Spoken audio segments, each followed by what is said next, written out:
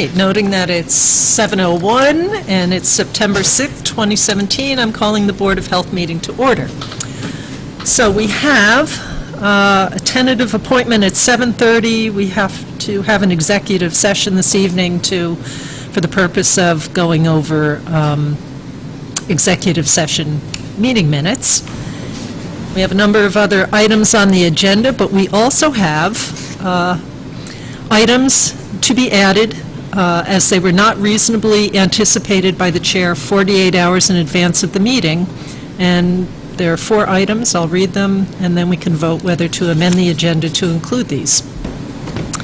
One is a building application for 64 South Main Street,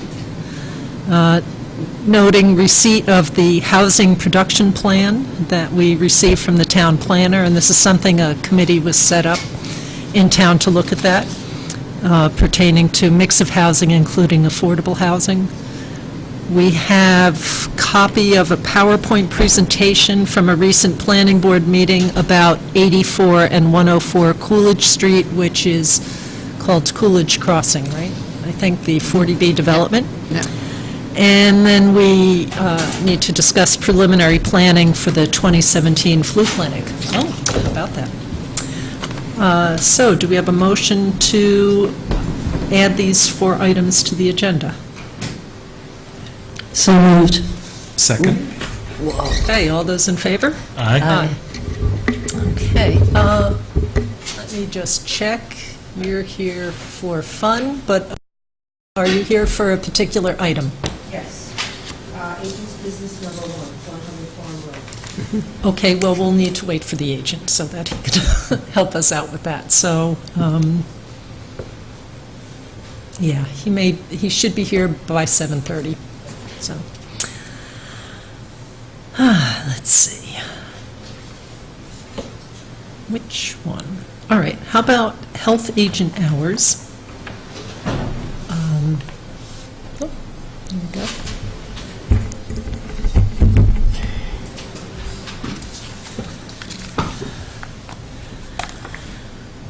Okay, so we've had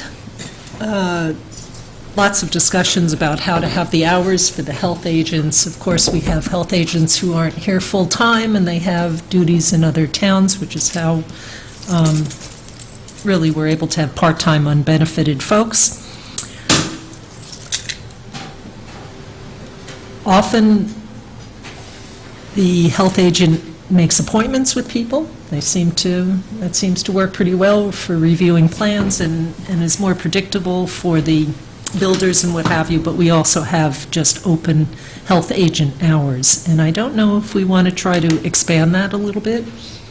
In the past, when it's been done, people don't tend to walk in for the health agent all that much. Certainly Ellen and Jean. No. Get questions all day long and people needing forms and that sort of thing. But I didn't know if we just want to test it out. And then I was thinking about this in connection with one other task that I thought might be nice for our newest health agent, Beth Halal, if she's willing. I haven't asked her yet.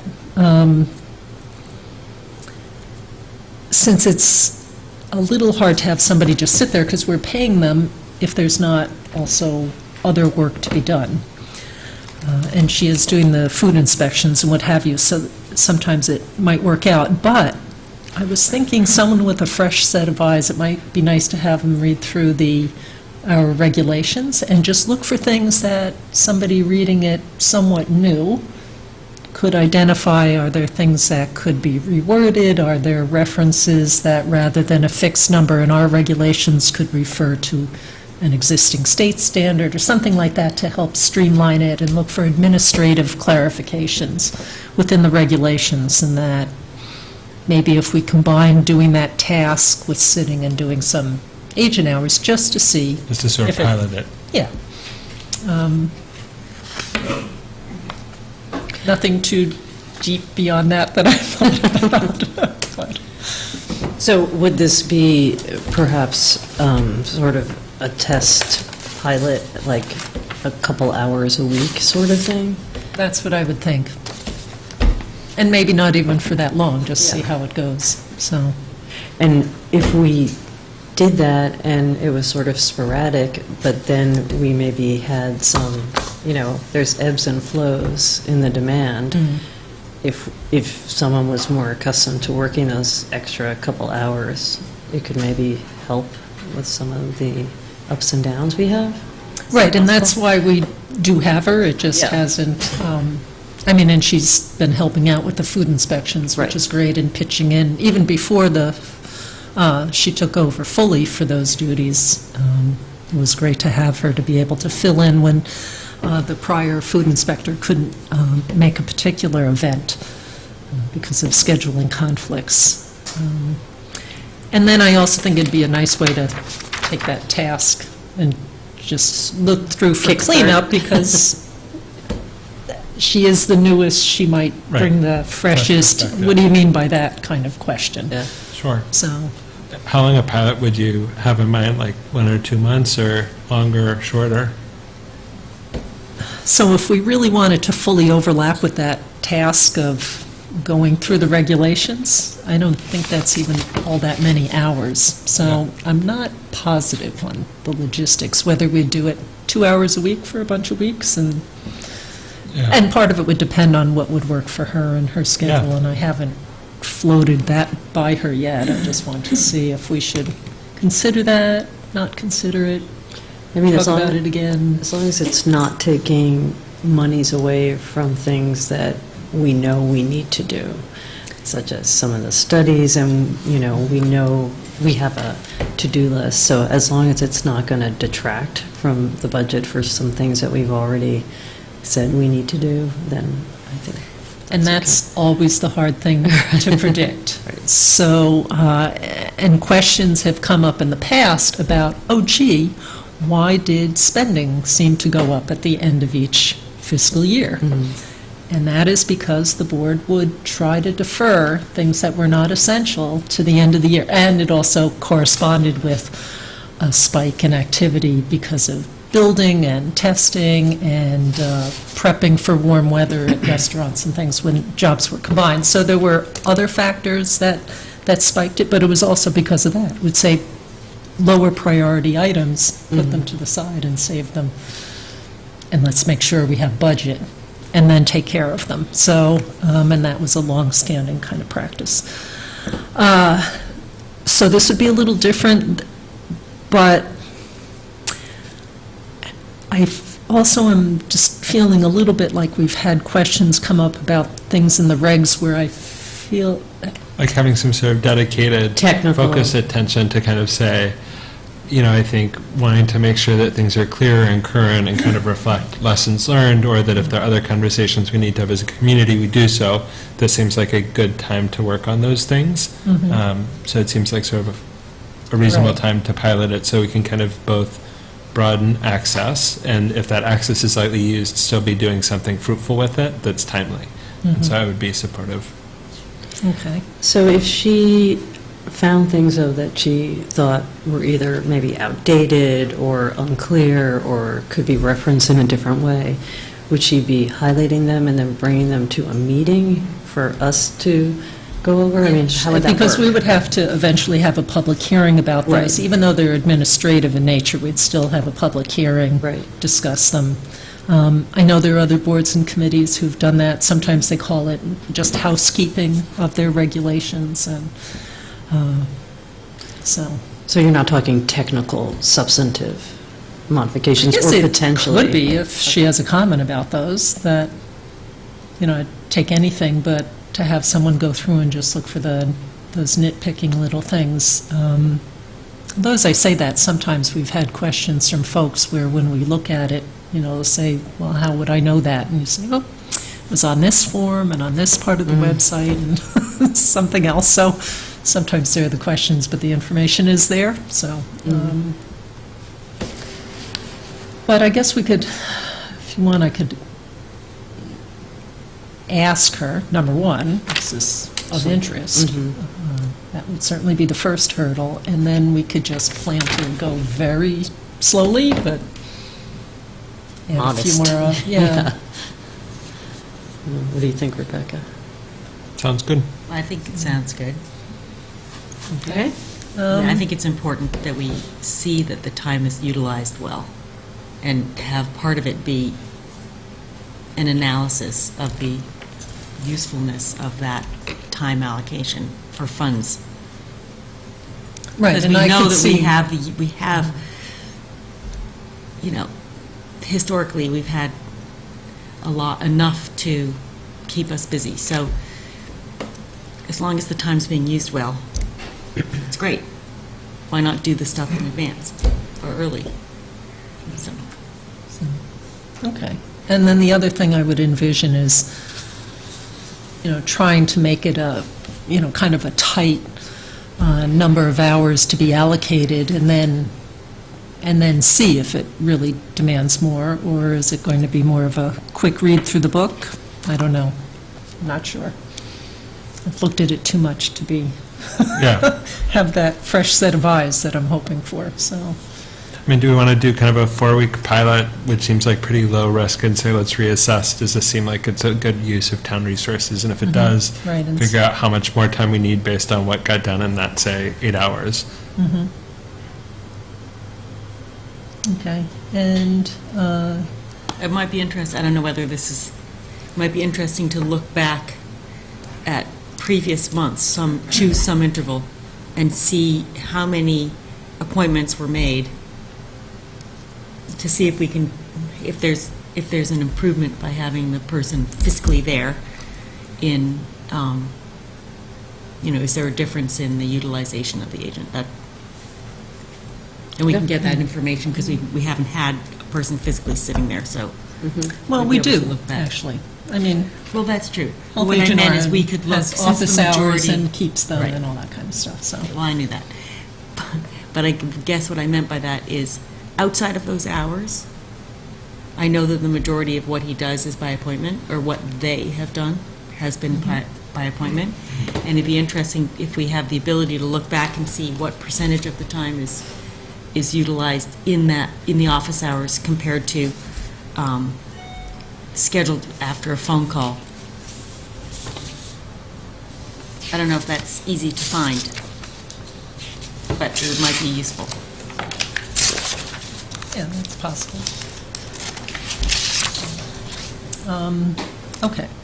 And I will say that so many of the questions that people have when they come in are answered by Ellen and Jean, and then they can at least answer, if not all of it, most of it, and then direct the remaining parts to the agent. So, I don't know, but people in the past have raised it enough that they're interested to see it. So, part of me says it's just to see, as you mentioned, what's the impact or not. So, for this kind of a thing, do we vote on this? You can always vote. Okay, all right. Any comments from anybody? Peter? Madam Chairwoman, Peter Lippert, Adopting Brook Road. One of the things that I've often heard about agent access have to do not with physical access, but with communications. And I'm just wondering, has there been a change insofar as the agents are allowed to be contacted directly by applicants, coordination in the field, questions about plans? Because what I've heard in the past is that all those communications had to go through the office, which basically was an impediment to rapid response, let's call it. And I'm just wondering if there's been any improvement or any change in that. I wouldn't imagine there could be, given their other daytime responsibilities. I mean, like, if you're at Ashland, it would need to go to the office to allow compliance scheduling and avoiding any issues with having 2 times on 1 clock.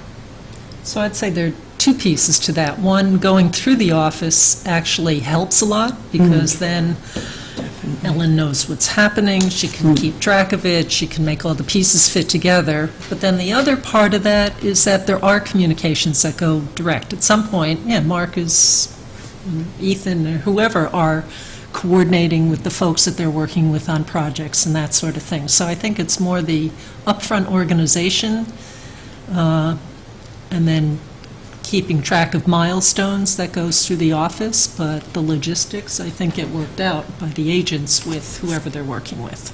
So- And then gets relayed back to the office. I think what I'm hearing you say is that there has been a modest change in that once an appointment or a relationship is established, that those communications do proceed, say for site visits or testing and so forth, that there is a direct contact for coordination. I think that's a big improvement, right? Didn't that It happen in the always past? was. That's always how it worked. That's, okay. Yeah. I'll take Again, improvement. That's not. Okay, yes, it's a wonderful. Noted. The cases that didn't work, not the ones that did. Yeah, That's really right, right. So, okay. All right, so do I have a motion to, unless somebody else would like to do it, but otherwise a motion to authorize me to reach out to Beth Halal to see if she'd like to review regulations to look for any administrative improvements that might be made, and also do that while sitting in the office providing some additional agent hours during the day. Now, she also has a full-time job, so it will be late in the day, but,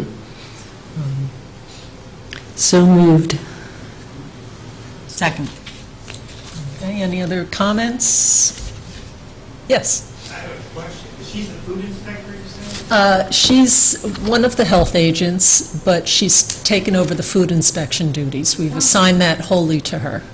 I'm Jeff Walter, I'm surveying. One of the things that struck me is, over the past 2 years, one of the confusions in food inspections was whether, something like the Heritage, we're trying to do 4 times a year, I believe, but church kitchens or other places that are seasonal or occasionally used, we might have to reschedule. So that could possibly be something to look at, is what should the frequency of food inspections be for each facility type? That seems like that's some uncertainty about that. So she has experience in that. Right, and I think with her, she's closer and more available. I think there were a number of advantages to moving the food inspections back into one of the part-time health agents. And one of it is, I think, just she's more able to be responsive on a different schedule than just something more formal at a particular slice of time in the calendar year to go out and do inspections. But if there's hand-holding needed at a particular establishment or something. Yeah, I think you were asking though, like, were we meeting the sort of accepted performance standards for the frequency, basically? What should the standards be for? Okay. Yeah. Not when should she do it Right. necessarily, but what should the standards be for a Unitarian church kitchen that's used once a week versus Heritage? Or should we have standards for Established by the different Yeah. categories of facilities? We may have. I think we A lot of do, that's- A actually. lot of that's already established by the state and Sanitation. sanitation codes, things like that. So the difference was, in the past, Sherborn was inspecting far above what the requirements were. Not that that's a bad thing, but in interest of budget cuts and that sort of thing, it was trimmed back. And also, in terms of the burden, too, on the churches, to be inspected 4 times a year was just a lot, given the volume that they had. So it was an effort for them to have to come and be present for the inspection and what have you. So that was changed by a board quite a number of years ago in recognition of that. So, okay. Anything else? All right, all those in favor? Aye. Okay. Let's see, okay.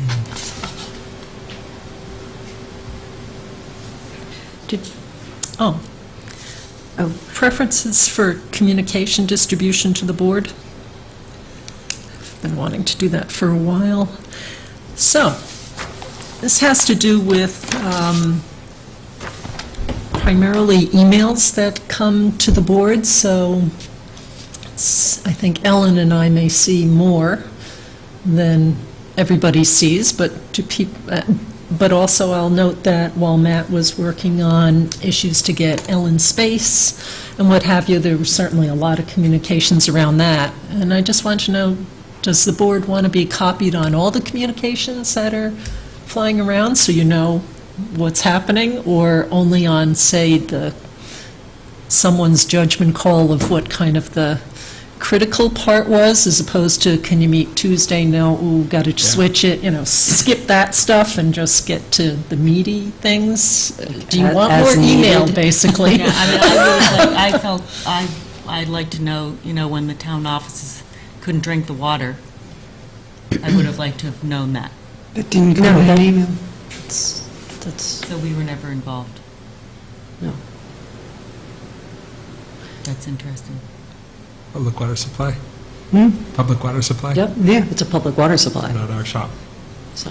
I mean, I would say, I But think, it still should be. I found out by a sign in the kitchen. No, but I think that there I should think be that's a communication. I think that's a separate issue, so it sounds like from an Yeah. email Yeah. standpoint, that was not an email. Yeah. I think Okay, one of the so things that's to not in the be, category. I thought that was something that you were. No, I meant just involved board information. Oh, no, I apologize. I thought it was board information. I assumed it was board information.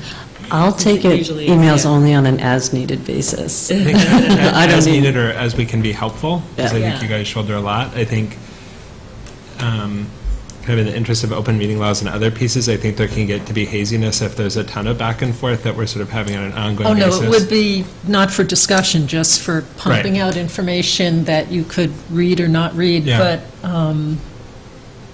But I love the sound of my own voice, and so not replying is always tough. So I would say I'm could cheerfully. reply to your sons. That would be great, because they don't listen.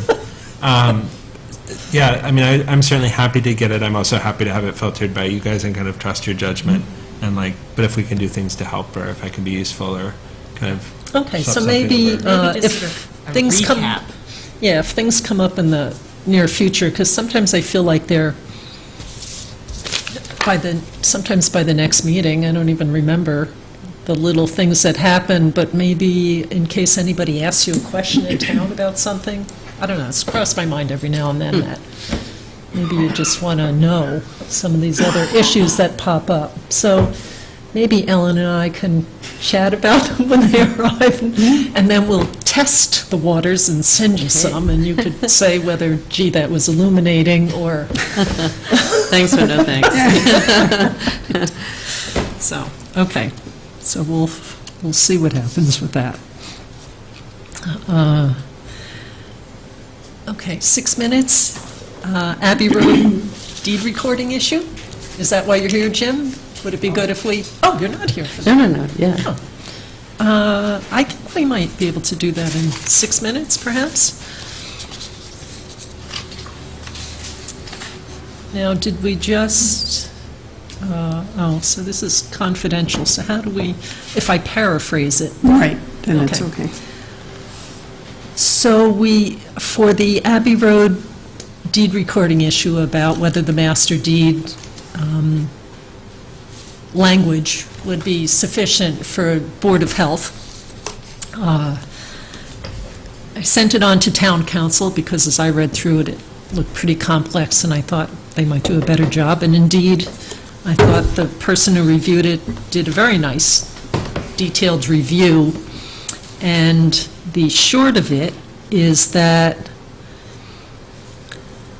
they didn't think that the deed restriction, that the master deed restricted the units to 2 bedrooms. So therefore, we will need some language that does do that. And I don't know if that's something that you want to propose, and then we would have them review that. I'll take a look at what we have, and if perhaps there's also something the planning board decision that we're going to cover, at least let them look at that, so they can decide whether or not that's sufficient. But in the long run, something to be put on is going to cost all, even if there's something extra that has to be put on, it's going to cost all $75. It's not like a, big item, because they're supposed to be 2-bedroom units. So, it's solid Yeah, figure out what the right way is to do something. it's almost, right, it's really just a clarity issue. It's the precision of the language that's in the current master deed versus having something that clearly states there shall be no more than 2 bedrooms, and any permitted alteration will not result in an increase over 2 bedrooms. It's just, Right, and I'm wondering too, because of the specialness of the room, because there is this conflict of the different, the building code. right, Title V versus building code versus housing code, and they're not all aligned, but we've certainly had information from DEP in the past that says, well, we're concerned with septic, and that definition of a bedroom elsewhere is not as important to them, but the room counts are important to septic sizing and what have you. So they don't have to align completely, is the kind of short answer maybe from DEP, but So my maybe the understanding, deed recording would even be, and just one second, be more specific to say that the room of less, well, I don't know if it, I think that Would be doesn't have, I mean, something- I think that should be, like, if this is a sort of master deed issue globally, I think it's just like, the intent is clearly to have 2 bedrooms. I think the feeling of council was that there was a slight lack of specificity that, though unlikely to be an issue, could be an issue. And so I think the ask would be, if we could just change that, it'd be easy. I mean, I might not favor not okay, reading. so would you change the master deed, or would this be unit by unit? But we probably would not want to change the master deed, it's a little bit more complicated than that. Probably more like. On a unit-by-unit basis. Okay, that's what it is. We just have a, I'm thinking it's just a acknowledgement of restriction that says no, you don't have more than 2 bedrooms, period. That's it. Running with a unit or running with all of them? All of them can't be more than 2 bedrooms. Each of them, they're capped at 2 bedrooms. That's how they're designed, that's what how they're intended. So it's just, if you want 2 bedrooms. Right, and I guess what I'm thinking is somewhere in there needs to be reference to this latest example of criteria that keep it from being a bedroom, so that closing off or making private the space is But one that seems like issue. that's already captured in the, like, I think the master deed does include the changing the use of the space. We already have it. Yeah. Like, that, like, I Not change the think, use and Right. designation, yeah. So I think literally the little sentence at the end is very clear and broad at the same time, and I think that's what you want, something simple that people understand. That's it. If Ellen just said that one sentence to me, I'd be able to look at it. we can't Okay. promise it's that sentence. We can say it's a sentence. That's the confidential part. Send me a sentence. Yeah, that we feel great about. Okay. and I thought that letter from the DEP was very clear, because it was not actually, I don't think, attached to this particular issue, but it was a separate issue where the letter came from DEP that specifically addressed the question of which definition do we use, because the definitions don't correlate. And I think that's relevant for our purposes, because we're talking about health, and that has to do with septic design, flow, and nitrogen, and all those issues that we have to deal with. So technically, it would seem to me that we would follow the guidance of DEP when interpreting conflicting definitions, because that's actually what pertains to our jurisdiction. And so I don't know whether it might be worth, just contacting DEP and saying, does this still apply, and can we refer to it? Since it was several years ago, the letter.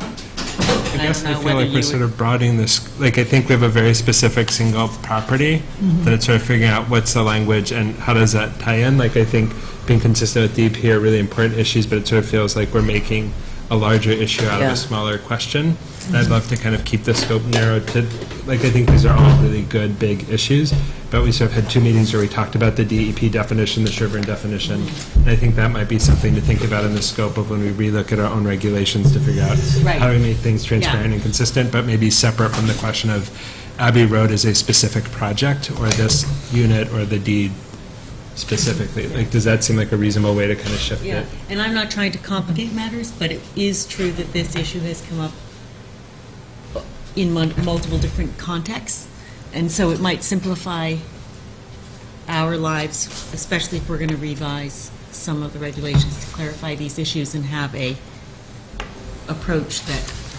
is logical. I sort of feel like it's not fair to the, like, we voted Yeah. on this for the homeowner, and we said we're going to do this contingent on the master deed. Right. I don't feel like it's fair to then say, well, the master deed needs a much larger, more global discussion.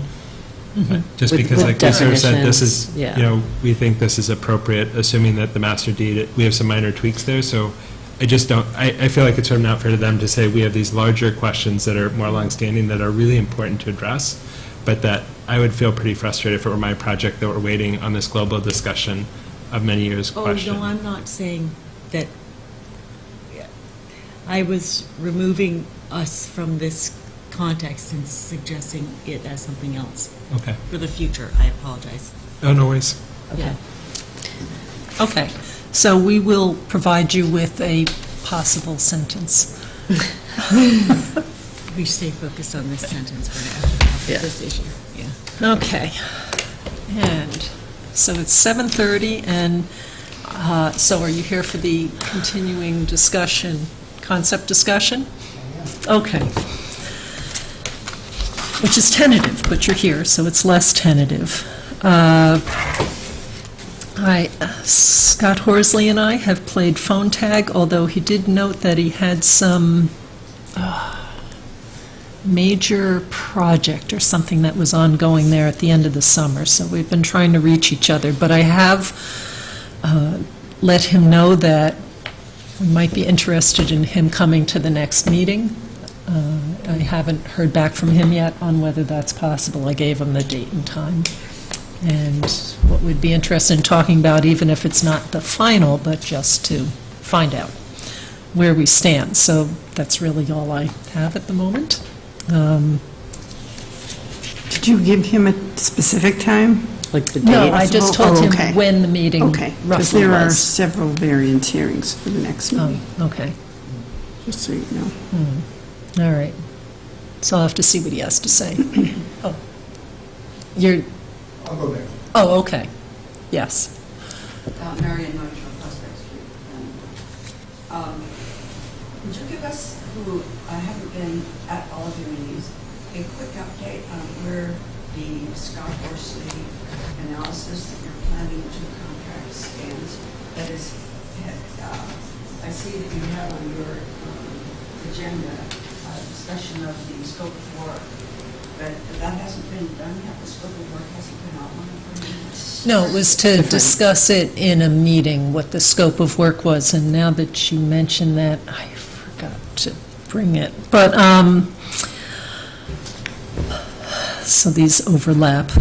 So Scott, he has started researching things, but we have just played phone and tag for quite some time, so I haven't heard what he's found. But he was working on it and researching, but he also had something else come up there in the summer. So the plan was to try to talk in early September, and that hasn't worked out just yet. So, but we do want to keep it moving along. But the general idea was that the study is divided up into 2 phases. The first phase is to find out what information is out there where folks have already done evaluation and preferably testing of alternative mounding designs. Because in my reviews in the past, I did see that there was some work on that and evaluations of different mounding designs to see what the resulting effluent quality was.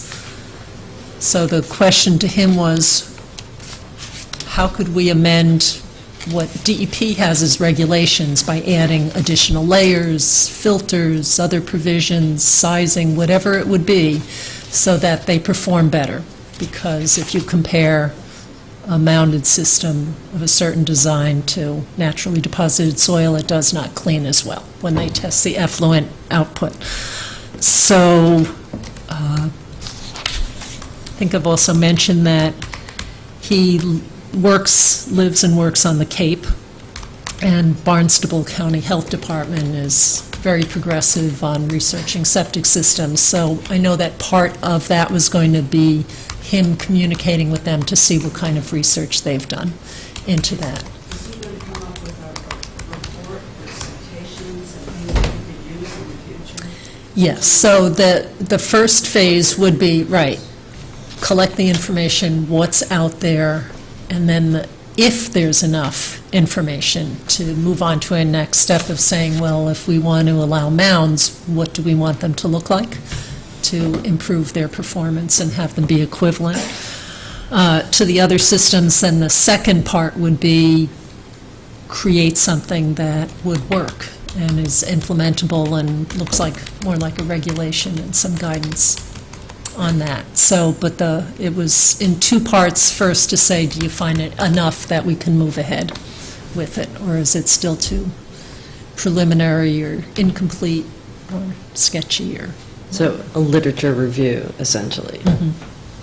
And then an analysis, if there was ample information, then you can do an analysis of it and look for, overall patterns, or like Daryl was saying, are there criteria that seem to show that the systems perform better that we could specify if we were to permit that? So I think I was just wondering if you're going to have a written report with citations. Oh, definitely. I I think it sounds like certainly the intent was expect that. yes. Hope so, definitely. Yeah.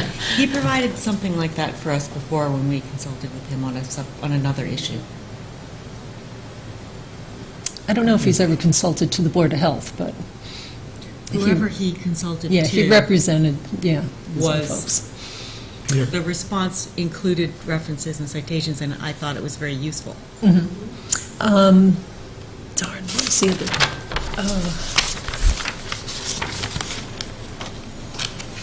The other advantage is that he's worked a lot with the DEP on related matters. And so therefore, understanding the DEP regulations, because we have to abide by the DEP regulations for mounded systems, so whatever this would be would have to augment those requirements. I don't think we can eliminate their requirements, or that would be a much higher hurdle to get over. So, Peter?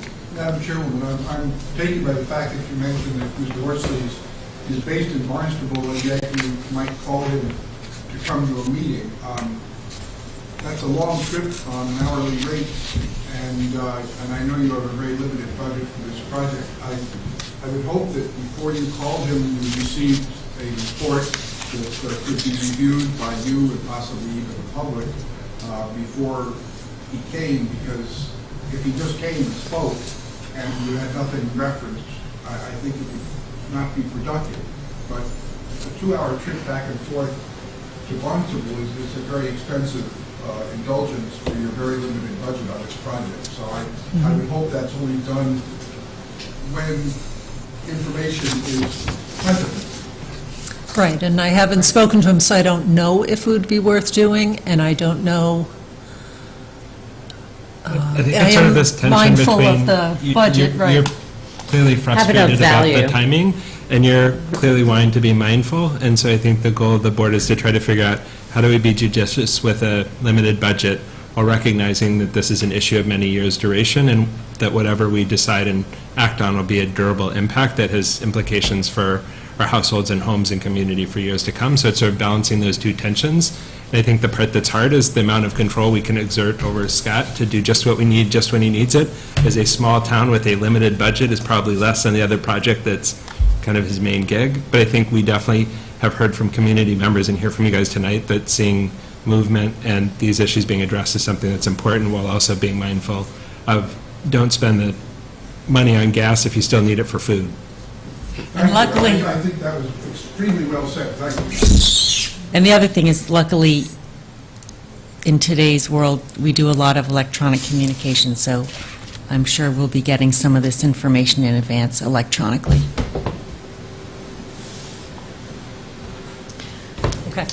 So, budget, always on our minds.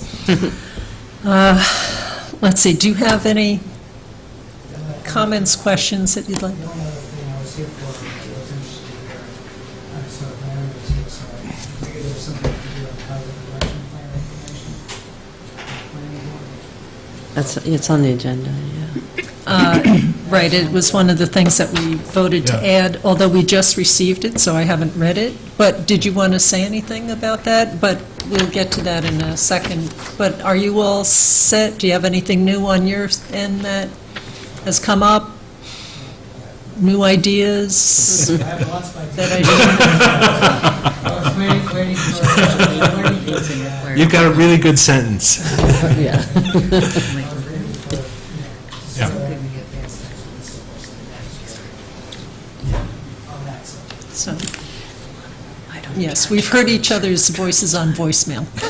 It's really Consultant. an exchange a little, okay, so we're done on that? Yeah. So we've kind of covered scope of work for the mounting study and that. Okay, so, Do you want to do 100 Farm Road? yes, so Marianne, you want to hold on for just a little bit? We have someone waiting. And Mark, are you Yep. ready for 100 Farm? I just wanted to do one double check. I did this a while back, but yes, I am ready. I just wanted to do one quick thing. And I did prepare a summary about general chemical. Oh, awesome. It's my scribble. Great, thank you. The board has in front of them a application request to look at a design flow for the septic system at 100 Farm Road. This septic system went in the years where the town had 150 gallons per bedroom requirements, so it was built for 600 gallons under the standards of the previous Title V from 1978, and the newer Title V was adopted in 1995, just for reference. And also, the state came out with some guidance for septic systems that were possibly larger than required. We're in a unique situation because we required more than the state. You'll see in your packet, it should be a disposal construction permit and a letter from the state. That's it right there, Lisa. And others, it looks like a state form would look. And it shows the 4 bedrooms, 600 gallons per day capacity. The septic system itself has square footage that would allow for 1,200 gallons. And that's based on today's calculations using 0.53 gallons per square foot. The system has 2,205 square feet of leaching area. And that's based on what we've seen in the 1980s when we looked at others of this nature. If that form was to be filled out strictly for Title V, it would have said 5 bedrooms. It could have said almost 6, but it's not 110 per bedroom, it would be 660. So what was put on the form was what was allowed per Sherborn code. State code would have allowed for 5 bedrooms. They were asking, their engineer has provided us information asking for 1 additional bedroom. We have done this before with the condition that a Title V inspection, full, complete Title V inspection of the septic system be completed. That was completed back on August 22nd of this year, passing. So with that said, I don't see where there would be an issue outside of one item, and that's they have a garbage grinder. They have indicated they don't use it that often, but at the same time, that would be the board's decision. We're looking at a system that was built in 1984, so that comes into play. The system has had 30-plus years of use. So with that said, it passes and it's functioning good. It's a matter of what the board wishes to do to, 1, consider increase to design flow. And again, if you look at that letter, we're not allowed to, based on state design flow. This was based on Sherborn Board of Health design flow back in 1984. So, as I said, it could have been a 5-bedroom written on that 1984 disposal construction permit. So I think that washes out some of the concerns in that letter. What we have left is seeing if the board wishes to have this go up to a 5-bedroom septic system for the purpose of an addition. We have done that in the past, and the garbage grinder becomes the discussion. And what I saw as key in the DEP's guidance on what circumstances we could and could not Yes. do that sort of thing. So the gallonage being on the form is a key item. So Yes. Yeah. I'm also assuming that to meet that gallonage, they can't have a garbage grinder, correct? That is correct. So It would have to be then they don't have enough. 5 times 165, 835, I believe, from recall. I think it is 835, Okay. so. You're okay not having a garbage grinder? Right. I know you probably heard it 100 times, I swear to God, we don't do it. So could that be maybe Would also need to be decommissioned and then on the deed, just say Reporting no, and- no garbage grinder? And an inspection to make sure it Yeah. wasn't there. So, I think that would definitely go. That way, if someone else, and it's pretty much, I think, a fair decision of the board, and that way, if someone buys your house, you don't know how they're going to use it, and it would protect them from possibly eliminating, not eliminating, causing the need for a replacement possibly. So it protects everyone, protects your system presently and future buyers. Until they take a bedroom for a garbage grinder. Let's not go there. You know, I just want to add, we've been proactive since we purchased this house in '99. We do everything. We have it pumped, we have filters put on, we jet away everything. I mean, we really maintain our system, and I know how important it is.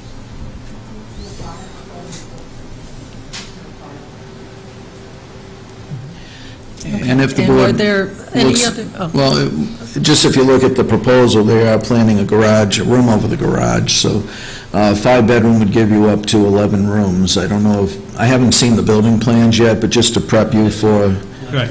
yeah. I mean, essentially, what we're doing is very simple. You know how today new houses, the kitchen and the family rooms are together? you know, Open kind of concept. open. So we're taking the original garage, and we're going to, next to the kitchen, we're going to take that wall down and make that garage, and that gets to the kitchen, one big room. And then we're going to add a garage off the existing garage. Above that, we're putting an art gallery, which is that 5th room. Oh, the 5th room over the first floor, Yes. But- It was a separate stairway, it's not Yeah. even going to be a... but the garage is connected to the house. Oh, yeah. Yeah, that, we had that discussion, I believe. And yeah. that's why you'd want to get to the 5-bedroom system, because then you'd say it is a room above the second floor, and that's lovely, because the septic will take it, even if we call it a bedroom. okay. And I so, think the right, decision's I agree, correct. Mark, it still depends on those final details, but I think for the concept of can you regard your system as 5-bedroom, are there any other, so passing Title V is it, as opposed to no further checks? That's I don't know that- typically the major one. Yeah. If the system is in failure, I would not recommend to the board that you approve this. I don't buy it. I just get education from this guy, I don't even know, and he just said, wow, this is great, they have cameras going through all the lines. Bless you. Lucky. He was really and truly, he said, this is amazing. Good. Okay. And then, this is just an aside, so I don't forget to ask it. So we have this guidance from Yeah, it the makes it DEP, and it was revised last in 2012. Do we have any way of knowing when they're going to stop accepting some of these things because of age of systems? We've seen other things that, depending on the age, you can or cannot do something. So is there any? And that's a good question, because systems are getting older and older, so it's hard to say you can, increase it by 1 bedroom when the system has been under use. It's good to hear about the Title V. And by the way, that's one thing, I thought I grabbed the file, but do we have the Title V inspection on file? I don't know. I would have to. Yeah, I'm go sorry to check. put you on the spot.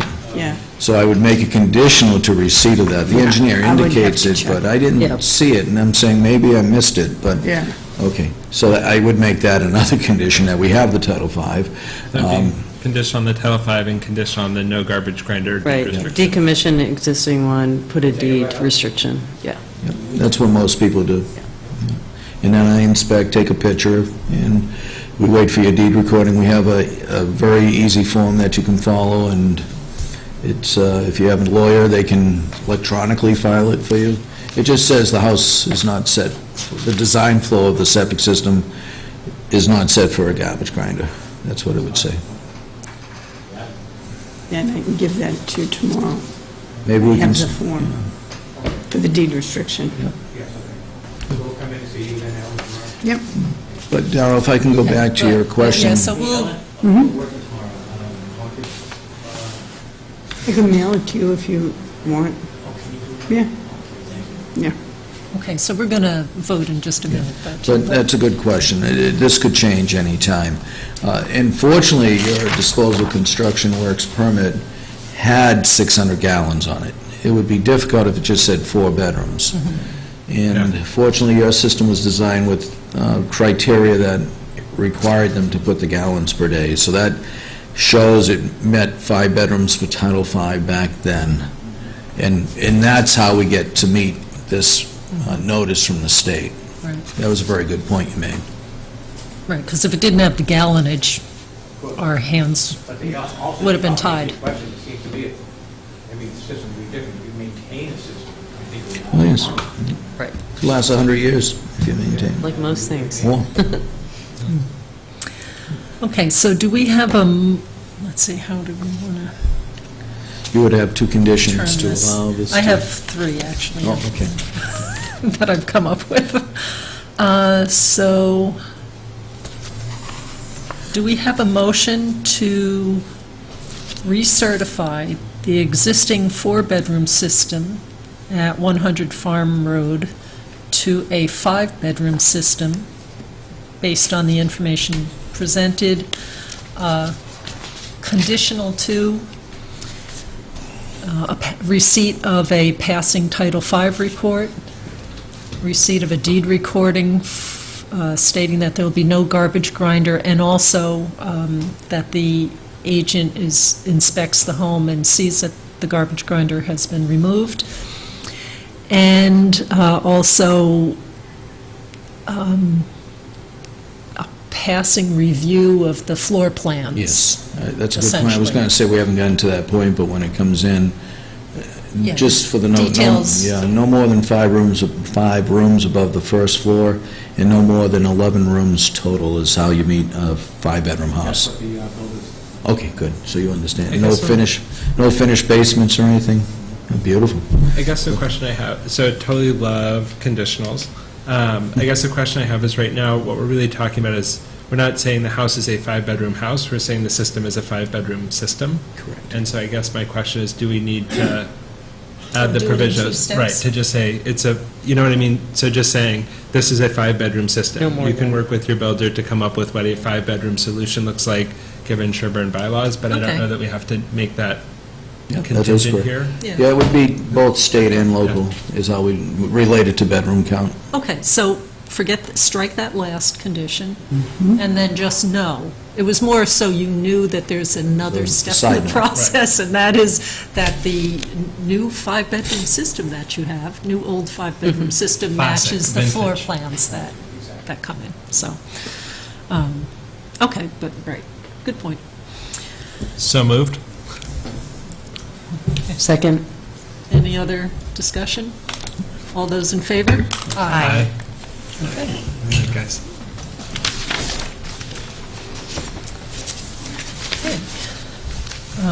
And now, Marianne, would you like to tell us a little bit about the housing production plan? I didn't come prepared to talk about the housing production plan is completed and approved by the state, as you know, in June. So now the Oh, actually, I think we need to have you at the microphone. Sorry for the impromptu Yeah. presentation. It's like improv theater. I mean, you might go viral, we just don't know. Right, exactly.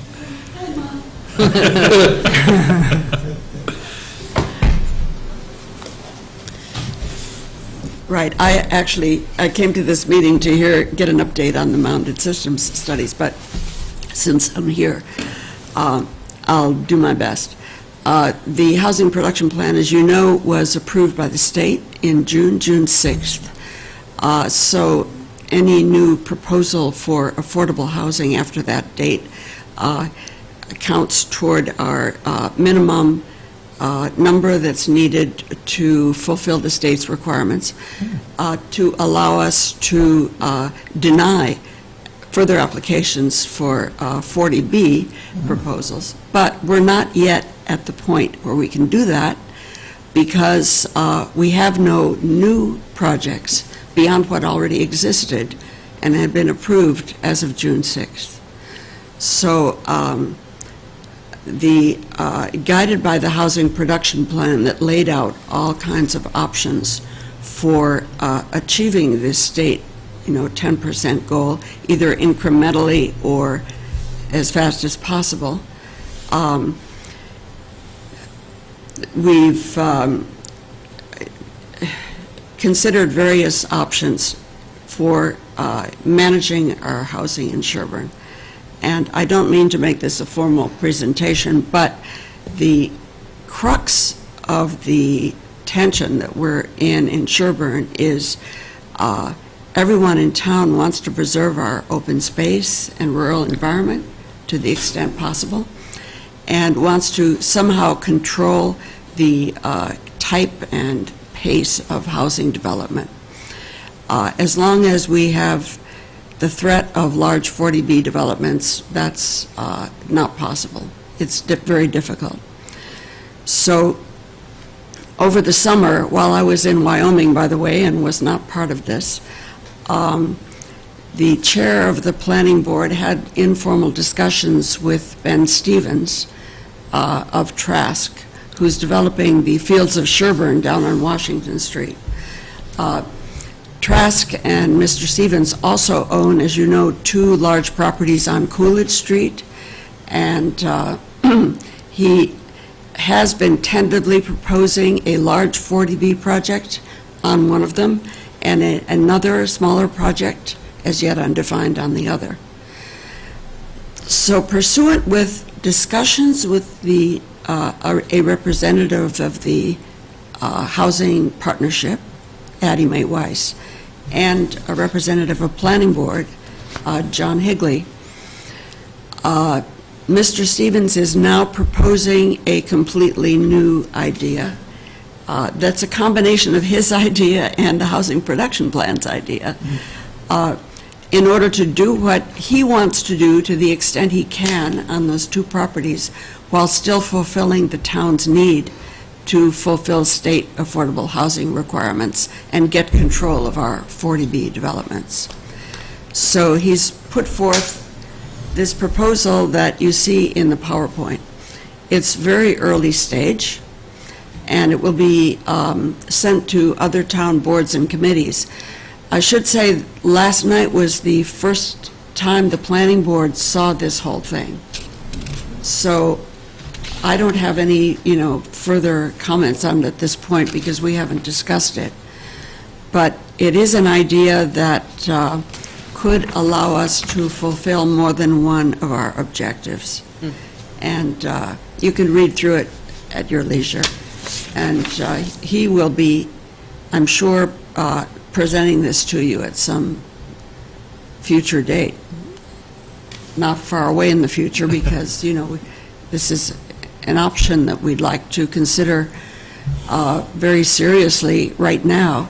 And the planning board is individually considering it over the next 2 weeks, and we're meeting again in 2 weeks' time to have a formal and really serious discussion of it.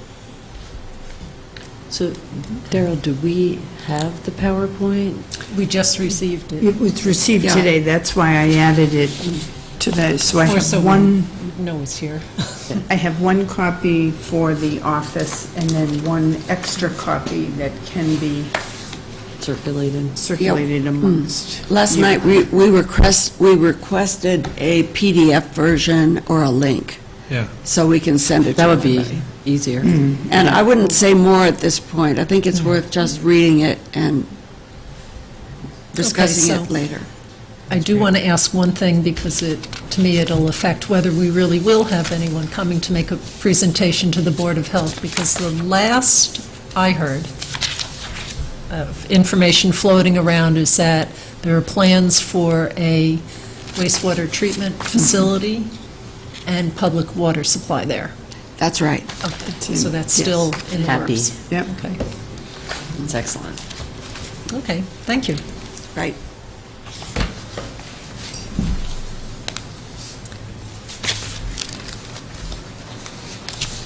Okay, so we kind of covered 3 on the added things. So we have a PowerPoint presentation Yeah, of some new and the housing design. production plan, the same thing. I have one copy. Wait for the PDF. I don't know if there'll be a PDF of this. I think there's got to be a link to that. On the yeah. town website, Yeah. probably. More than likely, yeah, Yeah. I haven't checked. I think there is. Okay.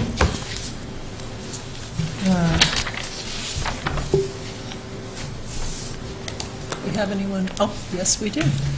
Let's take the Hesses. Anything else for you, Jim? No, thank you very much. Okay. Okay, so Mark, you have Sure. information about... Just so the board knows, on August 30th, we received an application for an addition renovation at 64 South Main. Also, the garage is known as 64A South Main, so there's 2, and that has, on previous record, shows an efficiency apartment. Do you have the letter? I do. I wasn't planning to read the entire letter. I think the HIPAA Act may go into it, and I would ask that we detail the engineering and bedroom part versus the first paragraph. The content, not the context. Okay. Here, if you want to pass me the... Do you want to move the... Oh, yes. So what they're hoping to do is, well, the history is this. It went- And Sorry. I should mention, so I don't see any abutters, but if you want to come up while we're discussing and looking at maps, you're certainly welcome. And I'll try to review that. So in 65, the Hesses got the 4-room bungalow. So it was a 4-room bungalow at that point. No, and the main thing, and if you look at your chart in Appendix A, there's not a design flow. You don't have it probably, because Nope. I can get copies, but it's in the regulations. So the main issue is following. You could get it on the regulations if you want to go to the And keep in things. mind, there's the no chart. design flow, so, Yeah. because old systems, they put them in without any concept for soil testing, which would tell you how to design it based on a percolating groundwater. So with that said, the house septic system is unknown. It could be for 10 rooms, it could be for 1 room, it could be for anything. We don't know if it's environmentally sound, those type of things, but we know there was a 4-room bungalow there.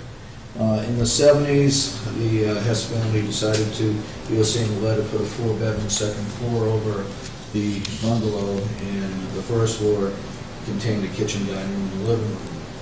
In the 80s, a garage was put in, and an efficiency apartment over the garage. That's 64A South Main Street.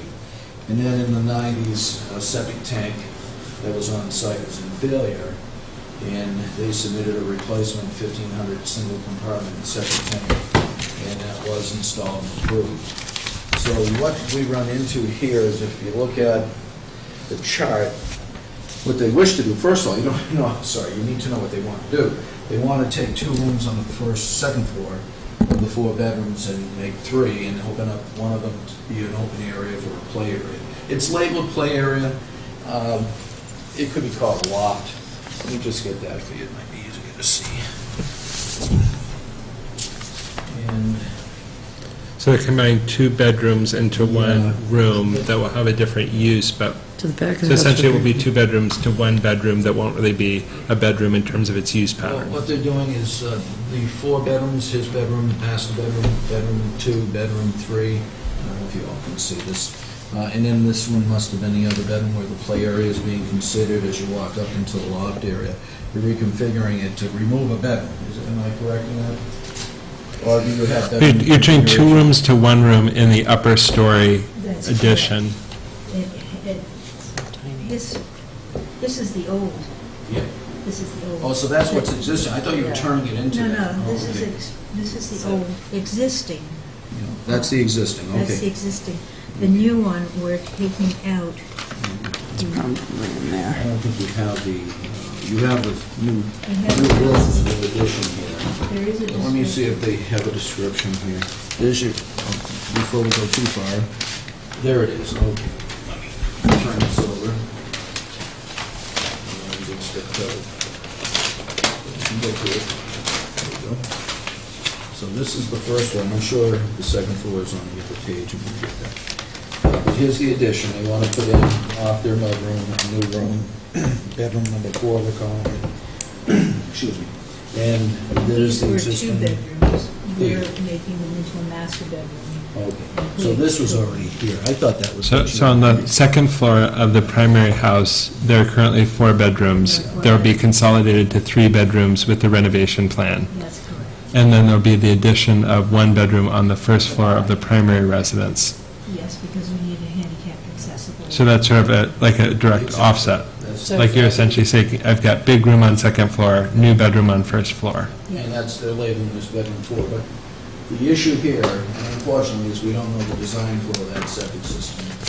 And typically, when this is being requested, I don't know of any scenario, unfortunately, that we've allowed it. The reason we haven't allowed it, we don't know the design flow. Someone buys this house after it's sold, it fails, they find out we allowed 4 bedrooms back in the 70s without. But we're still for, like, I guess my The question, design flow of the septic system, we don't know.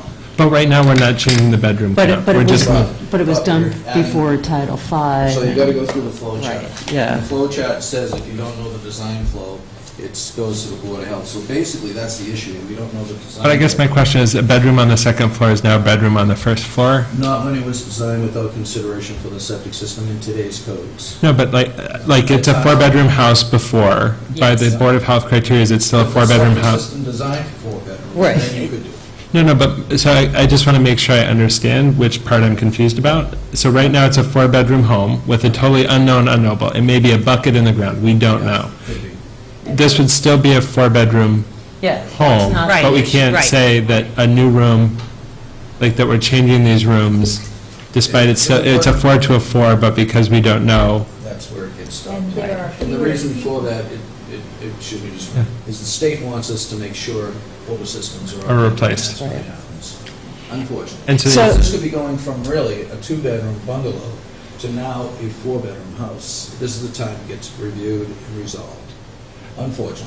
It's not good news. I know, So, but- so your point isn't that they're doing it, but this would be the type of point on the flow diagram that kind of branch would happen. So you guys have a specific use case that is separate from that, like you did that addition in the 80s. Now we have a use case that's not that, but for the purpose of the flow diagram, it gets tough because then it's saying on a project-by-project basis. So, That's the design. Title V came into play in 1995. 95, and you said you had a replacement in the mid-90s. That was only the septic tank. So that was a tank Oh. business. Deterioration.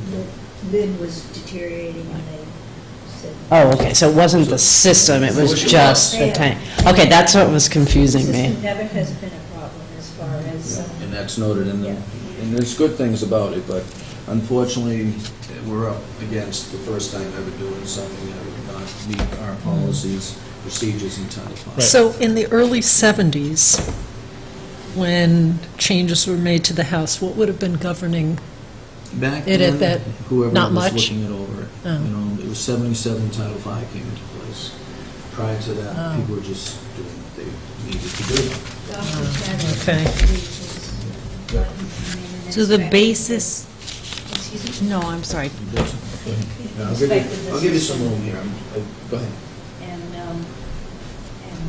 approve this going forward. Our system was built by Nikolai, who had a reputation in town for doing incredible septic systems. And we were told when we bought the house that it's going to make above and beyond. So we're going to do is that, and when my parents were living with us, there were more people than there will be in this new situation. It sounds like our kind of challenging rate limiting step is that this is intended to be a branch point to say, how do we get old systems upgraded? So the intent of this is to force people to upgrade their septic system to a modern At some point in system? the lifetime of the house, to sort of say, The as you're board done. had addressed this back in '78. Hold on, And they were allowed I want to, not- I want to see that, because That's it's about yellowed. 4 months They older were than allowed me. not to add on back in '78 as well. Yeah. It was addressed then when '77 scope came out. So they were asking to increase, and they were not allowed to per the board. And it's not relevant that there's no increase in design flow? No, not in this case, because there's no knowledge if it's it was originally a two-bedroom bungalow. What it was Any spec'd to design be. There was change. no septic there until Until just when- before we bought the house, and they put in a new septic at that time. Wish they had, but they didn't have to, so not anyone's fault, but they never designed. It was the standard at the time. This is what they're showing when they designed the septic tank, that there is a leaching field out here, 24 by 30. But again, there's no design for it, no perk test, no groundwater means to design it accordingly. So that's the unfortunate part. So even if you could scope the whole thing to know its extent, you don't know what it's built on top of. Exactly. So, and is there no way that someone could perform an inspection of the existing system to ascertain, you know? The problem is the, to get the testing done, you can't go near the system or you destroy it, so there's never been the opportunity to do that. But cesspools, you definitely can, because this, I don't know, you'd have to maybe consider an engineer going out there doing soil testing, doing perk tests, doing groundwater testing. And if the system's in groundwater, now we have, this is the one thing I want to caution everyone on. Now we have caused you to have a Title V building, and that's not to be personal to the system. And that's the chance you take when you go to do soil testing to try to prove if the system meets Title V requirements, is as we dig. And if we find groundwater and the system's below it, the system theoretically fails, you have to repair it in 2 years. So, but if you're ready to do that, then that's an opportunity, you know. But it sounds like either way, they're forced to replace The it. only best-case scenario, I always try to see both sides of the coin, is if they went out and did some soil testing. Testing and it They got wasn't- an engineer yeah. to see what size the system was, and got a waiver from the board for a leaching bed. It looks like a leaching field, which is a bed, which isn't allowed per our codes. But if they were able to get a waiver, all the soil testing proved the system was 5 feet above groundwater, perk rate, or whatever the board wishes to grant, or 4 feet if the waiver's granted. Perk rates and the groundwater readings all reveal that this septic system can handle whatever. But if they find that it can't, then they could have trouble. It's about 600 square feet. If this is accurate, someone just threw this in. They didn't go, you know, so this is just an area of the leaching field to show when they put in the septic tank. If this is truly 24 by 30, it's about 620, 720 square feet. But if your perk rate is, say, as you just saw, our 20 rate is 0.56, you're down in the 300s again. 0.56 to 720 is around 300 and something. It's definitely not going to meet a 4-bed. So it sounds to me like you have an option to potentially roll the dice for probably a couple $1,000s to do the testing, to see if it looks like it could at least meet the general performance standards of our regs. But there's a chance, or probably a pretty high probability, that it's not going to meet that criteria. So then you're back to the point of having to design an upgraded system anyway. So it really comes down to if you want to maybe roll the dice. Oh, is there something else? There's one way to keep Okay. those dice away from me. Yeah. Don't invite me. Honestly, you can do exploratory tests with an engineer before I even get considered to be called out. And then if they do exploratory, they find issues that they wish not to disclose, they don't need to. Yeah. It was, They'll tell you. But then if they find great situations, the perk rates or groundwater, come in and apply for soil testing, see what we can have the engineer show us the system, and bring it back to the board. That's the other option. What's your time frame? Well, we're not sure of the timeframe, but one thing is sure, at some point in time, we will be bringing that family into our home. Mhm. And we can live like we live in Appalachia by putting them in a living room, or we can put a room on the house that accommodates them. We've never had a problem. I'm happy to enter into an agreement that if we had a system failure, we'll But replace it. it's not you, it's the next person who owns your home. Like, I'm not, like, it's the life of that house. And so I think that your current use is really very sensible and entirely rational, but the regulations have to figure out, you've had that system since the mid-sixties, and I have every reason to believe that if a new system's there, or if that system continues into perpetuity, that that's a durable thing that we're saying that doesn't just impact you, it impacts your neighbors. And the question of when are points of testing is also, well, you wouldn't screen test it. You wouldn't say, gosh, we're not selling the house, we're no longer here, our daughter's remaining in the house, we're not selling it. It could be in failure for all of those years, and the abutters and other users wouldn't know. So I don't think it's any intent to not be fair to you or to not question the kind of historical piece of it, that it was installed well and thoughtfully, but it's also just to say, there's a reason the regulations exist, and I think our job is to figure out, this is a really, like, I hear what you're saying, and you could put 47 people in the room, and that's a choice for you to make that's outside of the purview of the Board of Health to regulate, and you could have put 15 people in the efficiency, and that's outside the purview. But I think the general question of, is this a place that it's appropriate for us, and for the way that it affects your butters or others, to say, we have no idea what's in the ground. We're glad that it's worked really well for you, but we have no way of knowing, and what's fair to those people or the future homeowners. You know, for me, that's just really tough, despite you guys having a very compelling personal narrative for why it's an important thing for you and your family. We did want to have a foundation day before, like, second week in December, before the freeze. I mean, to me, I take a sort of managed risk in my life, so I would probably just hire, an engineer on my own and just do some preliminary testing to just get a look-see, and they'll probably be able to tell you right off the bat, like, you know what, don't even consider trying to pursue it, you just accept that you need to do the upgrades now, or they'll, come back with something that's surprising, but it doesn't sound like you have a lot to lose by trying that if you move quickly, but it's your choice. Only for the board to build a family room onto the house, there would be no such question. You could put a bathroom in there or anything, as long as we didn't call it. You couldn't, if you touch a bathroom, it'd be a Any bedroom. room. Yeah, any room would cause this to happen. What basically, a couple positives. You have a house, at least, that represents 4 bedrooms. It got there by itself, but that allows you to replace your septic system for 4 bedrooms, because that's what exists. So that's a plus. That's a plus versus having a 2-bedroom and you need to go to 4. Right. The second advantage you have is you have some time before December to get out there and do the testing. But say worst-case scenario is you have to replace the septic system. I've seen this board allow additions to go on up to rough electrical, and then the septic has to be installed You mean afterwards? afterwards. So you could start your process up to rough electrical. The board has allowed that, but the replacement septic system, if so be that you need one, and gets approved, you have to have that approved first, but if, say you needed one, and say you come in and get it approved, then what the board can do is the building application can be approved up to rough electrical, so you can get started on your addition before the septic system. So, Does the board allow you to replace the system in the same place that the system is? The engineering will tell that story. Yeah. It depends on where your wetlands water. are, wells, abutters wells, your well. And They'll go also- out, say they're, if you do need to design, then they'll go out and do a preliminary. And they'll look around and say, can't go here because of wells.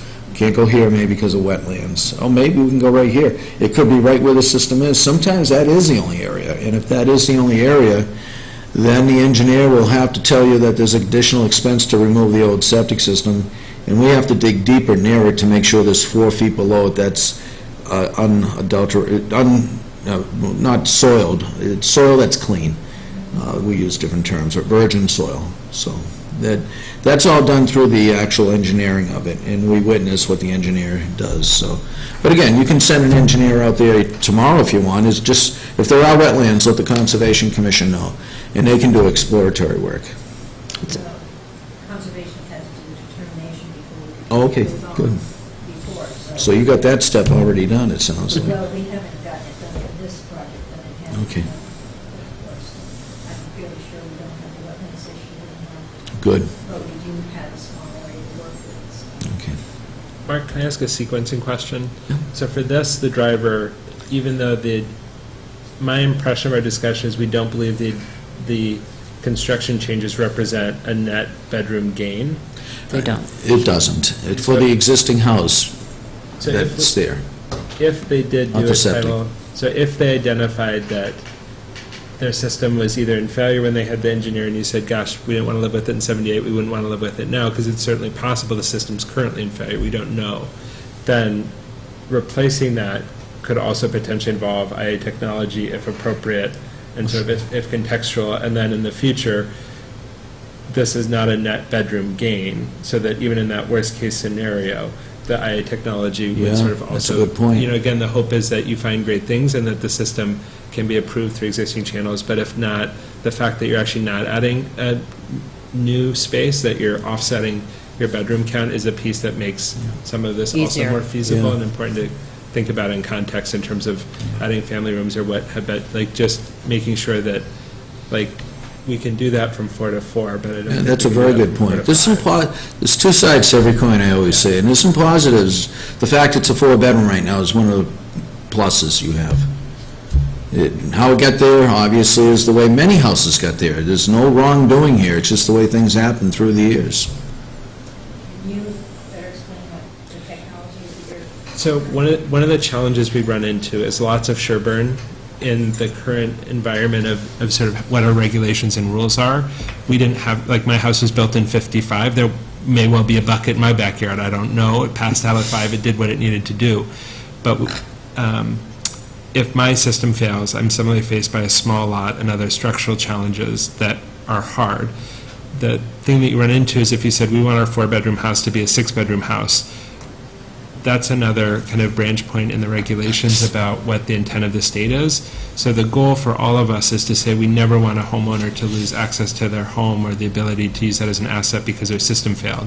So if I have a 4-bedroom house and my system fails Title 5, and you say, gosh, with the Sherborn regs as they sit now, or with other pieces, I can't meet the regulations with a conventional system, then there's the innovative alternative technologies, but those generally, understanding, are not intended to provide expansion to turn a 2 to a 6, but because you're going from a 4 to a 4, if you had to do that solution on a small lot, that still remains available to you, where if you were going from a 4 to a 5, it wouldn't be available to you, which also makes one more hopeful about being able to come up with solutions that kind of fit with your lot. I think our first hope is that your system will perform really well and that these things won't be an issue, but in terms of what the backups are, I think that's an important thing for you guys to think about as you think about the plans, is that that opens up another pathway for you to get an approvable system, that if you're going from 4 bedrooms to 5 wouldn't be the same. And then I think that also Yeah, goes to that- that like 11-room situation in terms of Yeah. what the apartment above the garage and all those other room counts are, is also important just in looking at how space is used and when is a room a room. And there are conditions to IA innovative alternative technologies. You have to do usually deed recordings, agreements, maintenance agreements, all that. So there's, again, two sides to that, but again, you get major benefits from IA, what they call innovative alternative technology is IA technology, with the fact that you do have to follow maintenance agreements and do deed recordings. One other question, if I may, and is 64A, does that still exist, the efficiency apartment on? And is that on its own system? No, that's on the system as well. Okay, so that would be included with the design flow, because when they design it, they have to design for that as well, because it's tied, if you have to design. But that would mean you would have to have a system that, I can tell you just from looking at the square footage of a leaching bed, you know, the 32 by 24, am I correct in that? I looked at it and then I put it down. 32 by 24? 30 by 24. 30 by 24, so it may not get to the 550 gallons that you would need to have without a garbage grinder. I'm just trying to be realistic with you, because you got 4 bedrooms in the house and 5, the 5th bedroom is over the garage, so that may not give you the size system you need. An engineer can do that for you very quickly, too. They'll go out and see truly if that's accurate, and they'll poke around usually with a bar so they don't tear your system up and see where the stone ends. And they can So open we're up the talking about a D-box. five-bedroom to a Yeah. five-bedroom system. Yeah, that, it has to be, Is because it they, 110 Existing. the Yeah, per and- bedroom. Right, it's so state that's a code. minimum of 550. And also without- I just wanted to say, like, this is very frustrating for all of us because, It's horrible. correct me if I'm wrong, but the state wanted to find a way to force people to upgrade their systems because prior to Title V, so many systems were put in without these design flow calculations, et cetera, and environmental considerations. And so it's because of that sort of desire that all of our hands are tied, and it's associated with changes such as construction projects that we have to request these things. And it's not our idea, it's sort of what we're being forced to do, which is too bad. It is. It's unfortunate. I mean, if it wasn't for the financial pain, Yeah. it's a good thing, though. Right. Yeah, oh, In the it's end. environmentally But fortunate. it is a painful.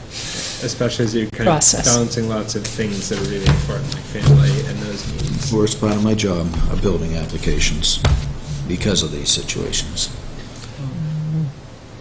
So are there, Before ultimately it's going to be a quality of life issue because they're coming. Yep. We have space for so are people using much like,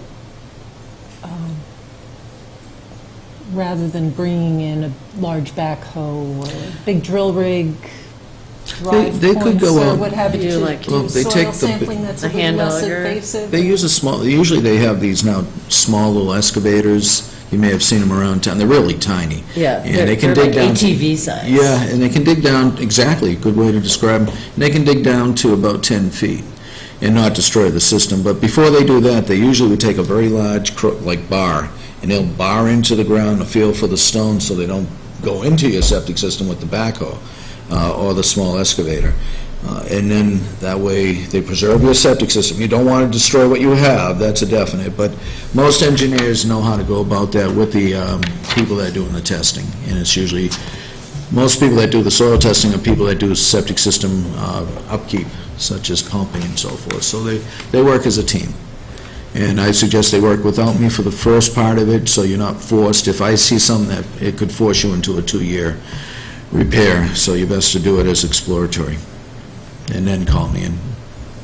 When you say they approve for stones, you mean stones that are partly leaching? Yeah, the way that's described says leaching field, so it's most likely, and it shows like little lines. Again, I'm not for sure if that plan's accurate, it wasn't done by an engineer, but it And then we have looked, a distribution. yeah, you should have one of those because it shows leach lines going over the stone. That's what they traditionally call leaching fields back then, they're called leaching beds, they're two of the same. In this case, they show a 24 by 32 stone base area with these trenches going over it.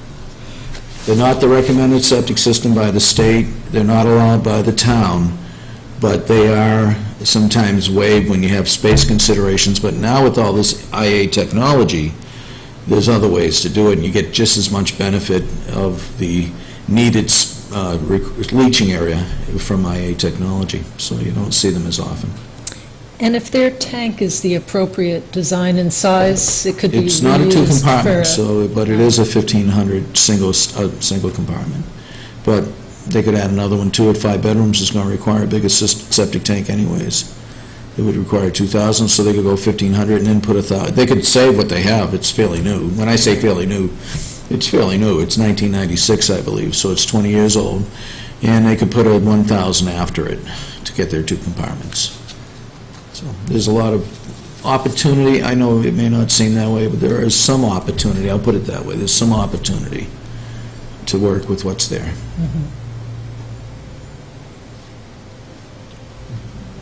All right, so I know that's not as easy as the ideal, but We have to go find some people who have some knowledge, I guess. right, and certainly Mark can help you Mark can't you help have you. Don't questions. have Mark help you. He can He give can you help Find you a with guy. telling you the questions. questions to Matt. ask. I said it too, but I mean, Yeah, I would say you I don't can want help you Mark with to the help you until questions. you know Right, your, what kind of just what questions kind to of help ask you need. and It'd be good to what get you're looking someone for. Mark would trust to do it. Oh, you can get whoever, but whoever you get, I tell people this, call 3 people at least, and ask them for their last job in town, if they haven't asked for their last job anyway. It only takes 15 minutes to call the person they worked for to see how their performance was. That 15 to 45 minutes could save you months of aggravation, so. When you talk about an engineer, you're talking about somebody like Gil or civil. That is correct. In fact, you saw, Isolation. yep, you're in a butter to where you've seen one of those engineers work. We don't recommend engineers, but we do recommend you call a couple customers and say, how'd your job go? And how was your engineering?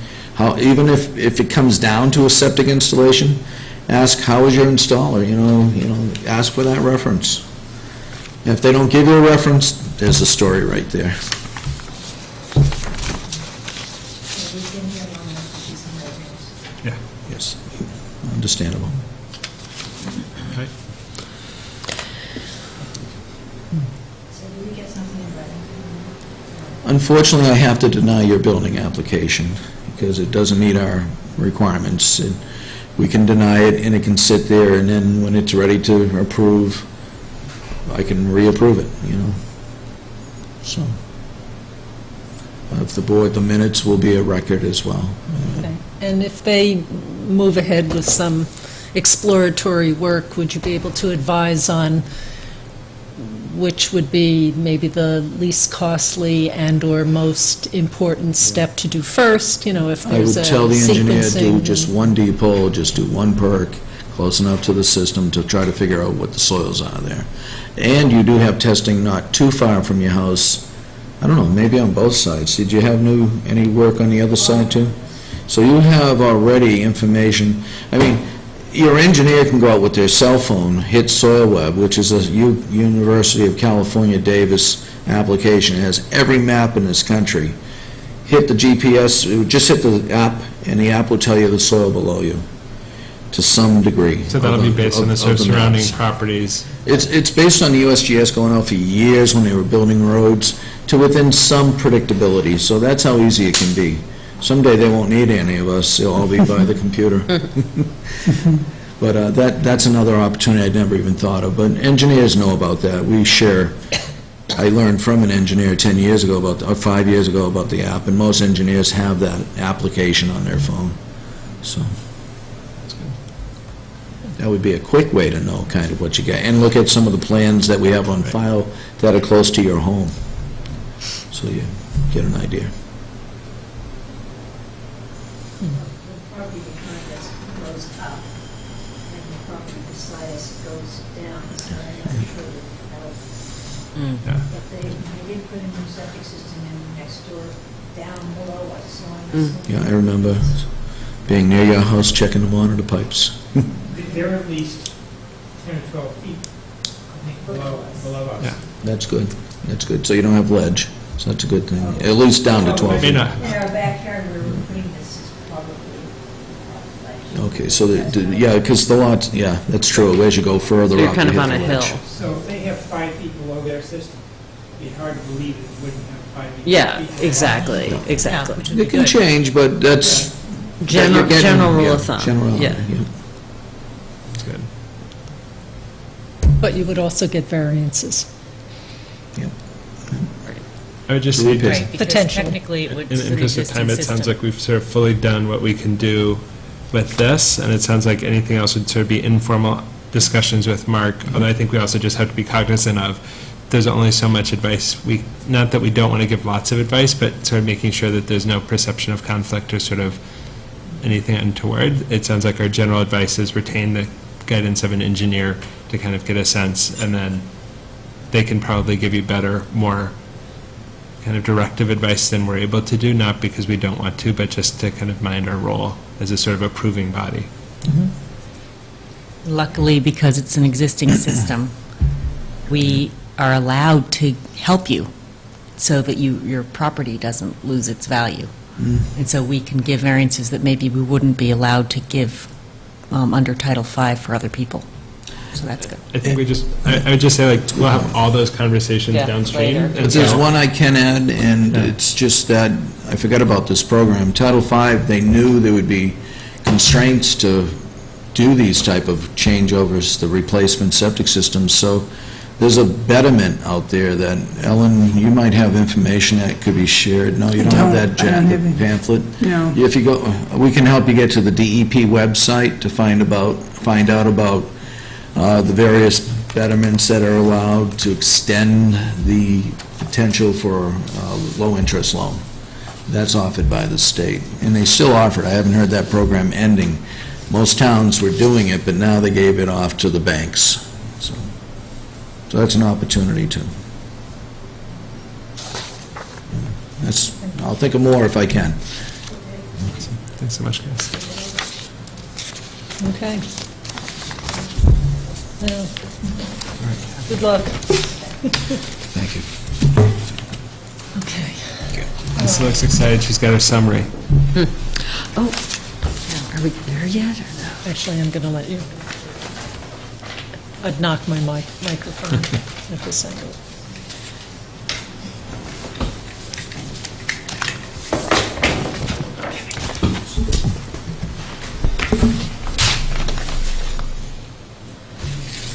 All right, general chemicals. So I prepared just a very short summary of kind of big picture, what's going on now, but then maybe you could give a little update about the meeting you went to. 'Cause I was there. Okay, so General Chemical operated for decades on Leland Street in Framingham, and their primary business was they would receive chemical and waste, and they would treat them, and then they would typically be disposed of someplace else. So they did a lot of treatment of hazardous waste, basically. And over the years, through sloppy housekeeping, incidental spills, releases, corrosion of, storage tanks, et cetera, there were a number of releases on that property. And the primary chemicals of concern were volatile organic compounds, especially the chlorinated compounds, and including also 1,4-dioxane, which is sort of a more recent emerging contaminant, but we're finding it at a lot of sites that had chlorinated compound contamination. So that contamination affected the soil on that property, and then it also leached into the shallow groundwater. And then it moved from the shallow groundwater down to the deeper groundwater and into the bedrock, which is typically, I don't know exactly how deep it is there, but generally probably 80 to 100 feet down, which has fractures, and some places it's intact and some places it's fractured. And then also, some of the materials that leached included actual product. So it was almost like a pure chemical, so it wasn't a dilute solution necessarily. So they call that dense non-aqueous phase liquid, or DNAPL. And DNAPL sinks like you would expect because its density is greater than water. So that stuff likes to go down. And so it often, if there's intact bedrock, it's going to sit on the bedrock, and then sometimes it sort of pools, and there can be ganglia, which you guys, medical term.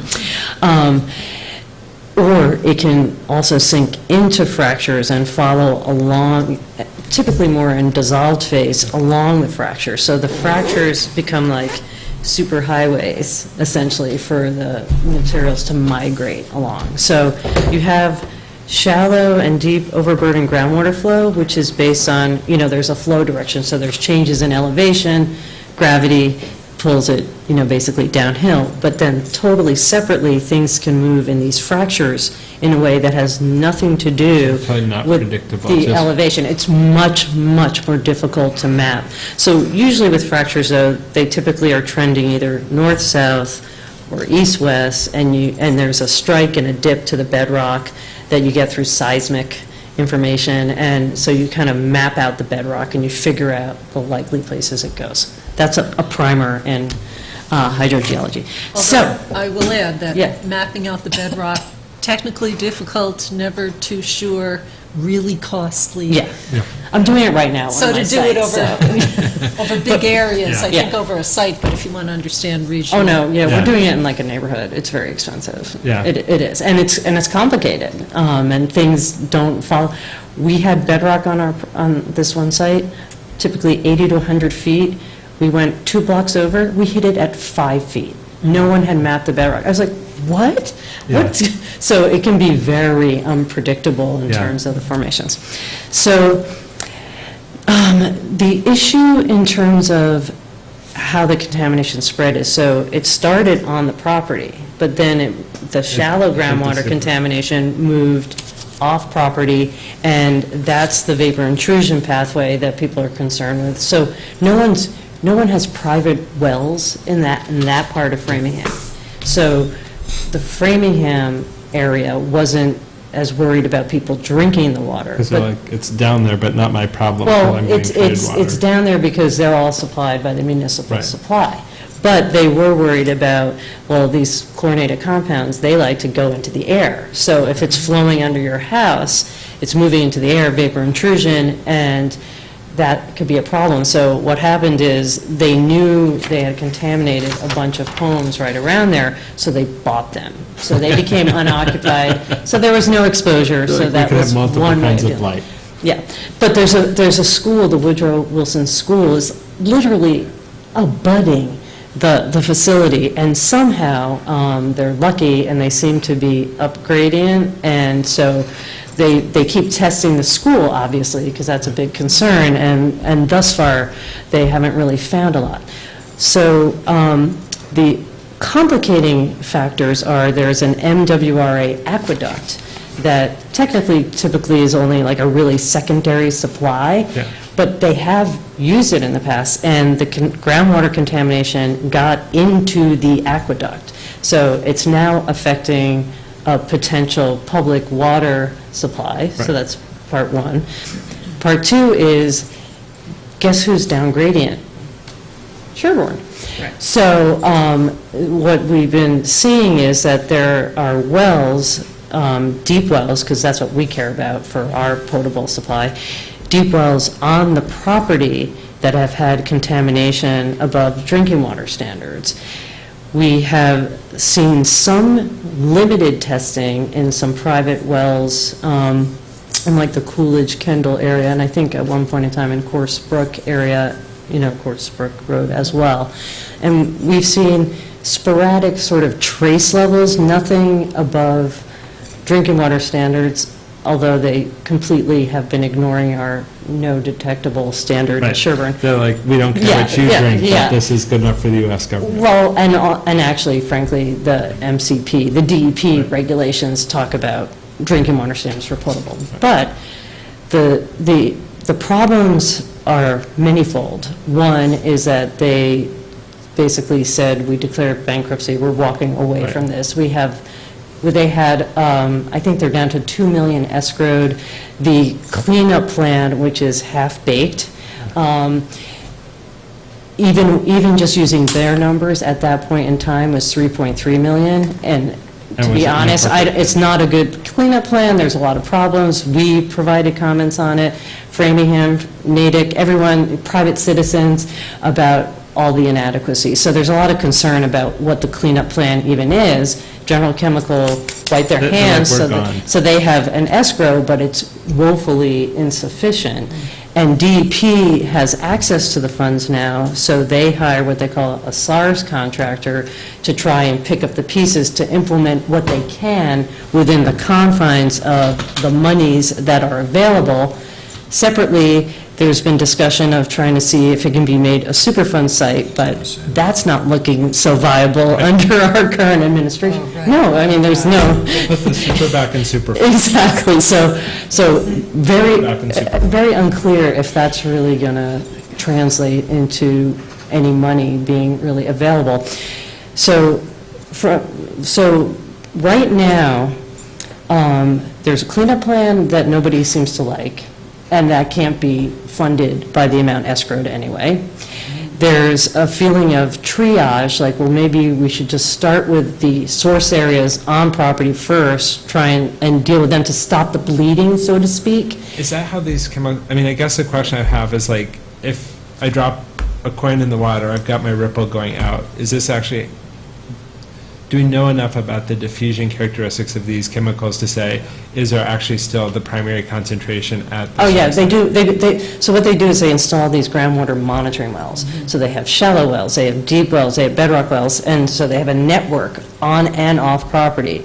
And so you get concentration gradients. So we know. we know where it, Okay. well, we know We where know it is in the where overburden. Right. In the bedrock, I have We have much no less, well, we know that it's started to encroach at trace levels in some of the Sherborn private wells.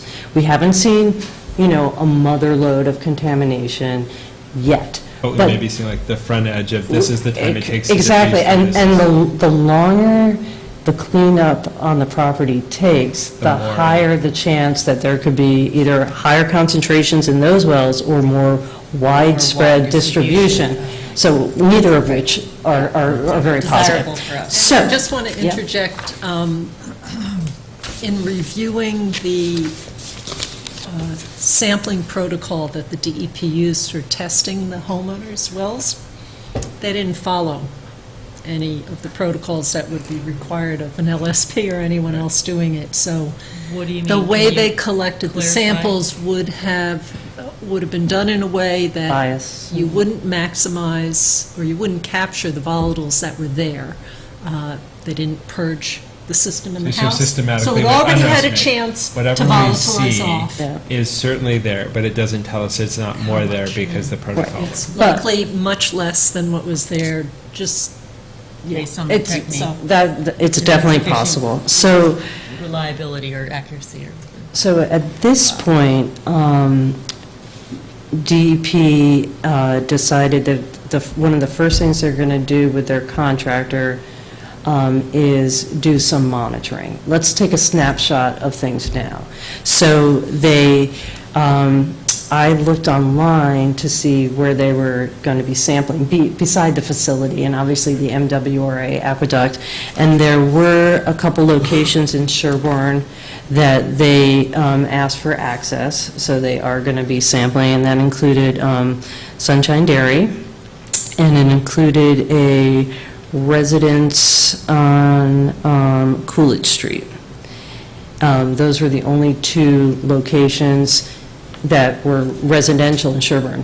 There also has been monitoring at Sassamon Trace, the golf course. Oh, yeah. So the shallow groundwater is going to Course Brook, which is right on the golf course, basically. So there is a monitoring well on the Sherborn side of the golf course that they also have been monitoring. And that's had some, again, trace low levels of 1,4-dioxane. It's kind of a marker compound. It moves pretty quickly.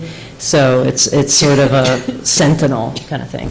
So that's what, in August, they got the access agreements loaded up. I am imagining that the sampling hopefully is occurring now, and that maybe in the next couple months, we're going to be able to see data, because I can just check the website occasionally, before meetings, just to see, has there been anything posted and updated, and let people know, if there's any data.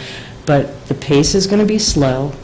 I honestly am not sure what DEP is planning to do, so maybe they enlightened you at the meeting? let's see, where would I start? Tell us about the meeting. Who was at the meeting?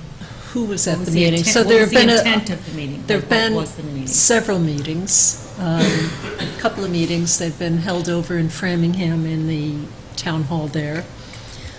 So it's representatives from Sherborn, Natick, Framingham, various legislative reps have attended, different ones at different times, and I do have somewhere in my paperwork, I've got sign-in sheets of who was there. So there are various folks coming from that. There have been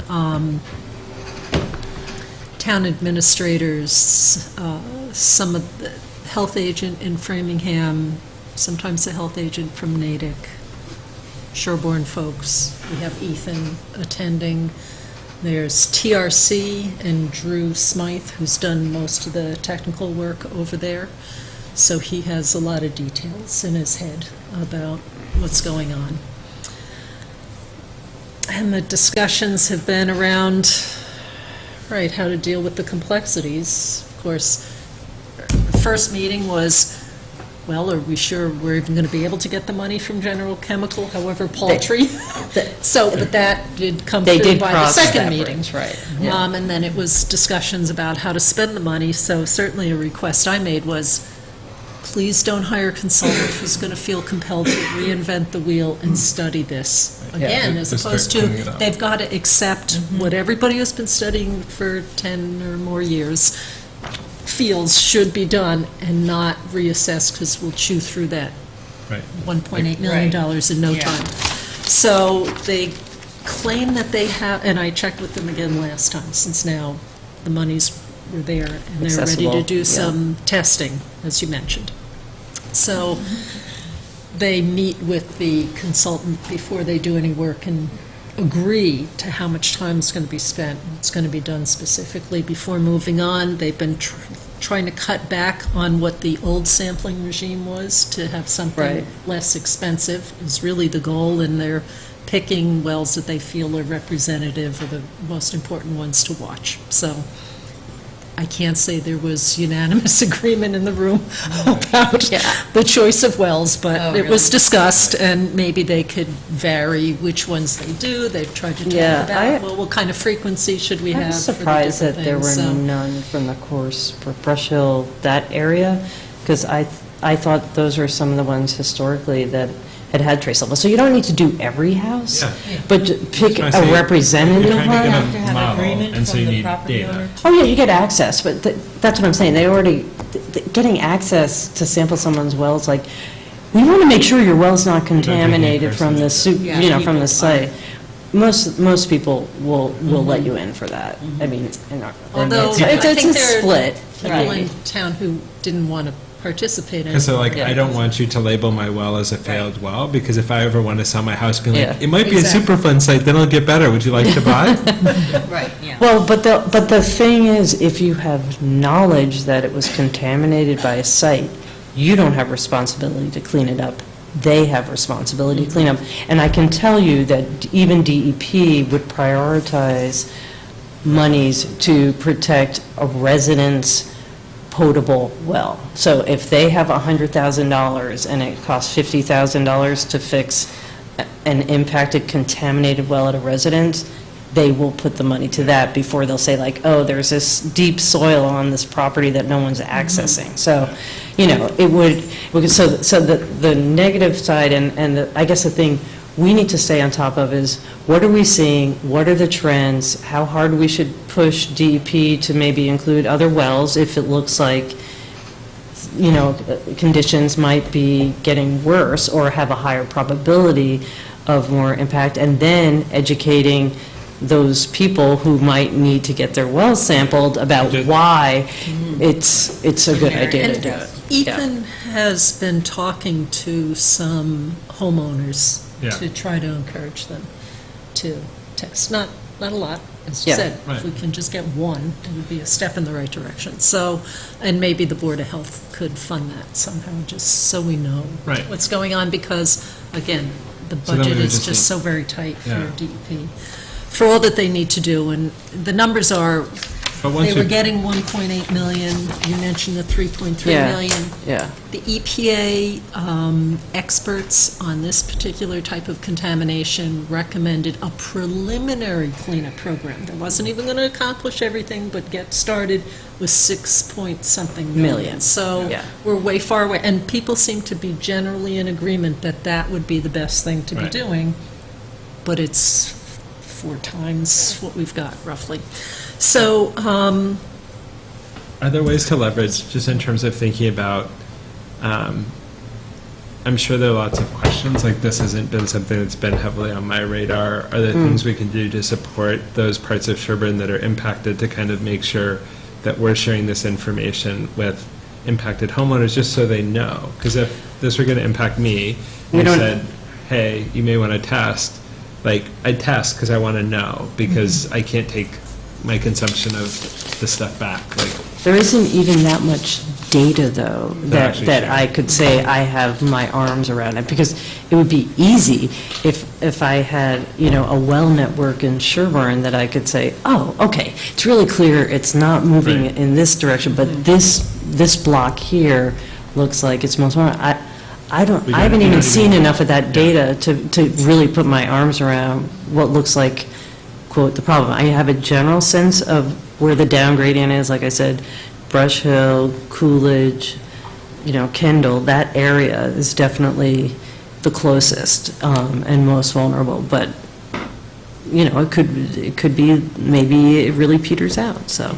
So when the DEP came and spoke at a selectmen's meeting about it, they were saying, well, there's really not much contamination that they picked up in the first round of sampling, so the protocols were discussed, but we also talked about the fact that wells get tested in town all the time, and Yeah. those contaminants are not showing up in the other wells in town. Just So- in that Right. part, right. All right. It's not as if we don't have other testing going on Right. to say we just don't see It's not these a kinds of background things. condition, no, Typically. Do we have no. any So- way to systematically capture, if we think back to the sort of health agent hours that we talked about, we sort of have a scope of the regulations. Is there a way for us to try to pull systematically, these are our well tests in the last 5 years? So, that, you know what I mean? Like, if we have lots of these incidental tests that this is for sale, or this is, like, I don't know what we get or hold on to, but do we have any repository of data that we could use some of that time to consolidate? Again, sort of if it's appealing to be able to say, here's our well data in Sherborn on the north edge of town for the last 5 years. These are the properties that flag positive. So we have some comparison historically with our convenience sample that's already paid for. So that would be knowing which properties have tested, and is Yeah. there any way, would it show up on agendas for new wells, like approval Yeah, of a the new book, well? yeah, that would be And the then only way I going to could that think. location, so I don't know if you've seen the files, but they're all arranged by address, street and Yeah. address. So do we have And a it would just be GIS? going and pulling that and seeing if there's. We don't have a GIS layer. Well, the That's what we wells gotta get. On streets noted. Then you have to we get the don't- data in that matches up and. We don't have many new wells on those streets you noted. Yeah. Yeah. No, but he's No, talking sale. about throughout town, just so, just what I just said is that we know that we're not And seeing from that all past, over. just from past knowledge, we've talked about, we have a center that, shows issues. Outside of that, all the other issues seem to be introduced or erroneous, and they get resolved by pumping out the well. Yeah. So I- zero tolerance is being met for most homes with new wells or replacement wells. But I think just being able to say, here's our universe of wells to DEP, if we're trying to advocate for, we want this one done, if we can say historically we've had zero, I get that Yeah. you're totally not concerned about these 5. Gosh, that's a weird pattern. If for 10 years we had 0, Yeah. and now this Yeah. concentrated area that appears down gradient, it feels like it might give us leverage to say, we want to make sure that we're paying attention and measuring this. And by having some larger body of data, that if we can piggyback it onto other activities, and not add new cost, at least, like, I have no idea how this stuff works, but like, in my world, that would help a little bit to say, gosh, all these things were negative, now it's positive. It might be nothing, but you really need to think about this as potentially an Well, and early it's something. very odd to me, because there is a provision in the regulations that's not risk-based and not standard-based, which is critical exposure pathway. And the way the regulations are written is that if you have a detectable concentration of a release-related contaminant in a private well, it's supposed to be considered a critical exposure pathway under the MCP, and immediate response actions are required to mitigate or eliminate that, Right. Is that why they keep saying, well, we think this might just be septic related? yeah, exactly. It's going to be an amazing coincidence each and every Exactly. time. So Septic systems are just failing. that's how Even though they're they found no trying to links get to around septic that, but it's contaminants. actually right in the regulations. So that's why I feel like Okay. if We I should- can just look at this data and say it, I can just say, Steve, I'm very confused. I'm perplexed because we have, site-related contaminant detected regardless of concentration in a potable well, if that is the Right. case. And, right in the regulations, it says that therefore this constitutes a CEP, which requires immediate response actions to mitigate or eliminate. Can you just clarify for me why that's not In our world, we call that therapeutic wonderment. Yeah, well, my clients have been on the bad side of that Right. situation, so just because the entity is no longer, quote, viable, and they have limited dollars, doesn't mean that you can cherry pick, Right. the parts of the regulations that are going to be enforced. So that's, there are two other pieces. So one is that there are people working to find out, to pierce the corporate veil and see if Yeah. they can trace the money, because the company is associated with some very large firms, including ones, In New Jersey. interestingly, just being awarded a new $6 million contract with the government. So Well, we just need that $6 Just million doesn't and we'll seem- be in good shape. Just Yes. say, give us that money, we'll clean up your mess from the last job. It's a You quid can make pro a mess for the quo. next, yeah. So there's that. Yeah. They're working on that. And the other thing is that there's some issue of not doing too much right away in the hopes that it gets designated a Superfund site. Something I think along those like- lines, I can't. I would say Like that Denver is, that's Superfund not site. a winning strategy. The if I'm Superfund just site gonna next say. to an elementary school. Yeah. So on the elementary school, even though handy to have they're that not school drinking the water, For and as Lisa mentioned, there's issue of things volatilizing coming up, which it did contaminate the houses nearby and made them unlivable. But when at least the facility is not operating anymore. No. Because when the Board of Health there first went out, they arrived and things like plumes of dust were blowing Oh, yeah, out of yeah. bins that were Really bad uncovered housekeeping. into the schoolyard Yeah. with all sorts of, But did you see, I guess, what is it, Clean Venture had a permit that was allowing them to temporarily store things on the general chemical property, and they just applied for renewal of their, waste hauler disposal thing, and the Board of Health in Framingham, the CONCOM, everyone's like, no, do not approve this. So that's another thing I saw on the website, that there was a discussion about. Oh, so I also found this interesting. So General Chemical still owns the property, Right.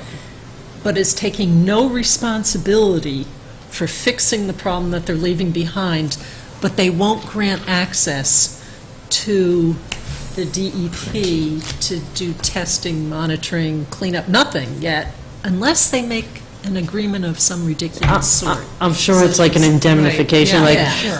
that you can't come back after us for any more money, for anything you might Right. find that was not already, their lawyers are all over Yeah, that, I it's- guarantee. yeah. So, So wouldn't it be nice, no responsibility, all the money, no responsibility? right. Sounds Well, fantastic. my very cynical brain immediately went to, I bet General Chemical's getting money from Clean Ventures Right. to temporarily store things. So not only are do they walk away from it, they're still making money off Yeah. the property. So I guess the question, so it sounds like for our Board of Health, it's sort of to have you guys as representatives to participate in the discussions and kind of figure out if and when we need to communicate things to kind of potentially impacted community members. Like, there's not another board in town. If I lived on Corsbrook or sort of, wanted to know about it, who else would tell me about it? How would I know that The this is something? selectmen have been trying to Okay. keep on Yeah. top of it. Okay. If But- you want to refer anybody, if anybody asks you around town, they can speak with Ethan, Okay. Ethan Mascoop, health agent, so. I was gonna say too, we wanted, I think there's a whole section on the town of Sherborn website on general chemical with documents for There's comments that that the selectmen issued, some of the yeah. reports. Mhm. So my comment is, linking your agenda items, Ben's talking about putting a Coolidge Crossing, a public water supply. Now, I'm assuming that that's not a public water supply, it's really private wells that are over No. 1,000 gallons a day? No, So is he connecting to Natick. WRA? Yeah, Is he connected to WRA? That was our understanding, is that, No, he's drilling.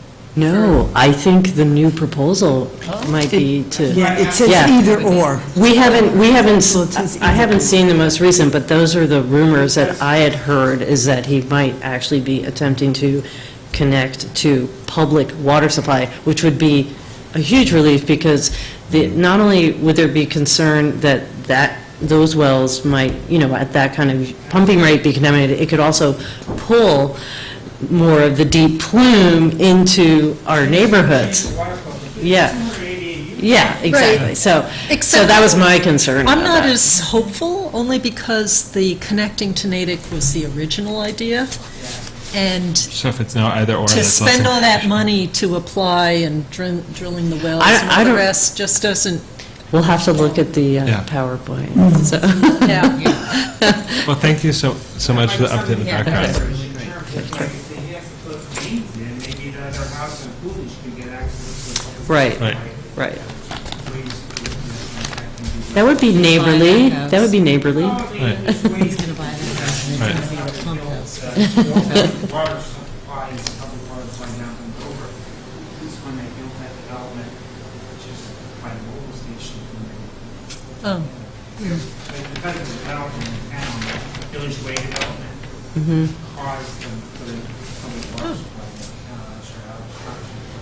They had a leak at mobile, pretty severely at a mobile gas station. We have $5 million from mobile from that gas station. We have our own town contamination. We gotta get the SIP to leak a little bit. We have a site in town. But I Yeah, think we that there's do. a way that whole Sherborn Crossing thing is going to happen. So it seems like it's related to our planning board document to a planning use for that part. So in answer to Matt's question about whether the boards in town, this could be ZBA.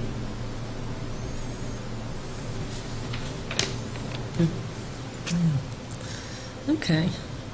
All right, so we'll wait here. I haven't heard anything more about any, I'll just put The it on next my meeting to-do, though, dates. to keep, I'll do a quick check before Thanks so much, each Lisa. meeting. Doesn't take long. Is that a public record? Yeah, it's all Site. public, yeah. It's the DEP site. okay. So It's let's make sure we DEP. do Waste 59 Act, Elliott Street? Yes, yeah, I do have that here. 59 Elliott, Lot 1, which is after Lot 2. It's very confusing. Here's Lot 1, where the original house was. Here's Lot 2, close to Lake Street. As you can see here, here's Lake Street here. What they're doing is they're requesting to change the concrete chambers that they actually just put in at the other house to go with quick 4 infiltrators. I know the installer was involved with the engineer, and they may have preferred to go that route, so it offers the same This is that capacity. new construction there on the left, No, is it? this is a No. repair, because that's Okay. why the well's closer to it than 108. Reserves here, the trenches are here, made out of the quick 4 infiltrators, and plastic's easier to handle, so there could be that reason, but again, the installer said this is the preferred system, and the engineer designed it. So, well, it's the same Okay, environment. so you're recommending approval? Yeah, I don't see a problem. Okay. Does anyone have any questions? Okay, do we have a motion to grant approval to the revision to a previously approved plan for 59 Elliott Street's septic and well, both? Well, it's really just the septic system leaching area that's changed. Okay. The well distances are actually, by doing this, they gained a foot. It was 107, they're now 108 feet from the waiver that they originally received, so, of the 107. so. Okay. So equivalent plus 1 foot? Okay. Previously approved plan, you have the number, correct? Okay, so, So moved. Second. any other questions? All those in favor? Aye. Okay. Get those stamped. Planning of the flu clinic. So we might have a flu clinic coming up. We're planning that. I should be receiving the flu vaccine that we purchased sometime next week. And it can go in our new It refrigerator. can go in the new refrigerator. How exciting. And then after, we just hooked up the little thing to track the temperature that's required by the state, even though it has a temperature on the outside. And we have to track that for, I think, a week or two, and then send it into the state, and they'll approve the refrigerator. They haven't approved it yet. But then we should get our state vaccine whenever they start sending that out. But as far as planning the flu clinic, we typically have it the end of October, towards the end of October, at St. Teresa's. I haven't talked to them yet, but this is right around the time I should be calling them. But I want to know if you are interested in helping out at the flu vaccine. Would you give shots? Nobody wants me to give a shot. Nobody wants you to Nobody give? wants me to give a shot. So I should I'll try give to shots. find, I'm not going to buy it. should I try out to find someone else Dr. who Worth? I think would? so. Like, Okay. I've never given a shot. Oh, you'd never know. Yeah. Really? I mean, I order shots. I say somebody Yeah. should give that guy a shot, but then a nurse who's much better at it Wow. than does. I Yeah. can Yeah? Would you give shots? Yes. Yeah? Okay. Then we can have you. I can tell you that I'm pro-flu and I vaccine. can- Yeah. It's a very good choice. So you're going to be Rebecca's first patient. Right, exactly. Oh, I get it done at work. I could I'm just, lucky I know I also I don't have tuberculosis in case anyone. What if he doesn't like needles? I might call Dr. Quinn But I'm an and see older if he's generation. interested. He has You always did helped. everything. You learned how to do Yeah, I think he liked the flu clinic. And I didn't Yeah. realize it. I'll say that. Say that on camera. He Say, loves the flu please. clinic. Where I went, I learned Hope you're listening, Chris. Yeah. summer So, job. and that's where we are now. I have to call St. Teresa's, and then I'll contact the volunteers, and then I'll It's like, My doctor's start very working on that. He gives me shots. So, do you have nurses who are also There giving is shots too? one nurse who is Rachel consistently, Aronson? has consistently helped. The number of volunteers has dwindled considerably over the years. But there's a core group that helps every year, and we do a good job. How many vaccinations do we typically do? I think last year there might have been 150. Oh, wow. about I'm going to say Pretty good volume. close to 200. Yeah. And there's a And lot of paperwork involved. A lot of paperwork afterwards. Well, before and afterwards, actually, but the state supplied vaccine we can only give to children under 19. And then the vaccine we purchase, we typically give to seniors or more, usually who come in, or anybody who wants Yeah. it over 19. But isn't there also one that you give to younger kids? I remember my kids have gotten them in the Yeah, past. that's the state, Oh, the it's state all one. at the Oh, okay. same okay. clinic. Okay. But the state supplied vaccine Yeah, oh, I see. we give to children. Does CVS cut into our, yeah. Yeah, there were years we gave over 200, well over 200 doses, and now Yeah. people go, CVS. Yeah. it's Well, going because it's down, down, down. convenient, and Yeah. they do it like right there, and, Mhm. I mean, my office does it, so I always just get it in my Yeah. office, but we hire like a nurse, and she comes and she shoots everybody in my office, so, Yeah, no, it's going down, down, yeah. but. because you can, But it works because I'm required to, in order to continue to get the grant funding, I'm required to test the emergency dispensing site plan, and this does it. It suffices. You know, I use that as the test. And so we get that funding and can use it unlimited. We can use it on the Very test. We can use it But- to this to get the money to use it on this. So, we got the new refrigerator, so we have to put something in it. Yeah. So what goes in it the rest of the year? Just nothing, water, just says- water, no food. Well, I just put my sandwich in there. No, you didn't, it's locked. You tainted it. It's locked. He's like, it was exactly the right temperature. Right. Awesome. Okay. All right, so we're up, I'm going to leave the other business until the end. Trees. So let me give a little, Madam Darrell, Oh. if I may, oh, I, which you we remember should I sign. mentioned, if you don't mind, just so Oh, the that's board right, knows, that's right, you're I'm traveling. going to be driving in Nebraska tomorrow. Yes, yes, yes, so sorry. Where- I- where are you going To get my daughter, basically, I'm going to get my daughter, so she's out in Colorado, so I'm flying out at 6:40 tomorrow out of Logan, so with Bright that and early. said, I get up at 4. Oh. And we're going 9 hours traveling from Denver Airport to our first stop. We're traveling 3 days to get back here. Her car's out there, and she's by herself, so if the board doesn't mind tonight, I'd like Yeah, Yeah. absolutely. to early, just Well, that sounds, sleep right do you I've guys, done that road trip.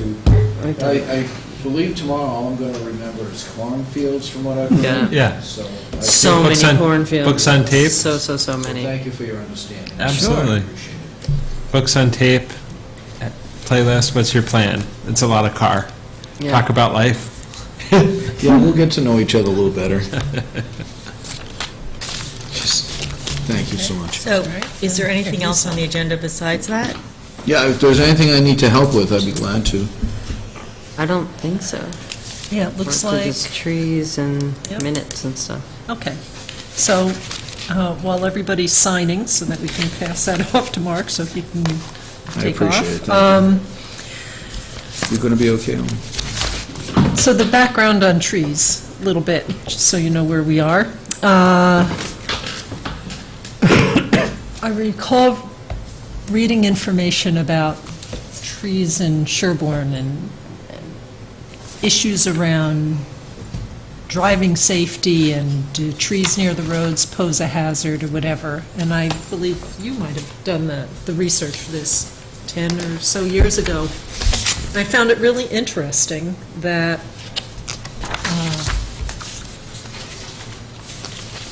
there wasn't the correlation, didn't seem, of reduced accidents by moving trees away from the side of the road. That made me think of the traffic calming techniques that were being implemented all over Cambridge at one point to slow driving down. And that trees might actually have that effect. I think that's part of the issue about whether this is something that's a safety issue, but does it fall in public health? So, this topic came up a couple of years ago, a few years ago, with the prior board, and we talked about it at that time, and just as a little summary, I think the major issues were that there are other entities that deal with safety, deal with road safety, those kind of issues. I know in town we have a tree warden who looks at the integrity of trees in terms of are they going to fall on cars, which happened not too long ago to somebody I met somewhere. And we've got the utilities who do their kind of culling for to prevent interruption of service and have safety around not having downed lines. Planning board has to review any of those proposals that a utility might make about removing trees for any of the scenic roads, and I think they've also been holding most recently, because they've just received some new information from the utility for the next planning, trimming period. They've been having public hearings and looking at those issues, I think a little bit broader than just scenic roads. Not positive on that, have not attended the meetings. CM&D plays a role. There's a traffic safety committee in town.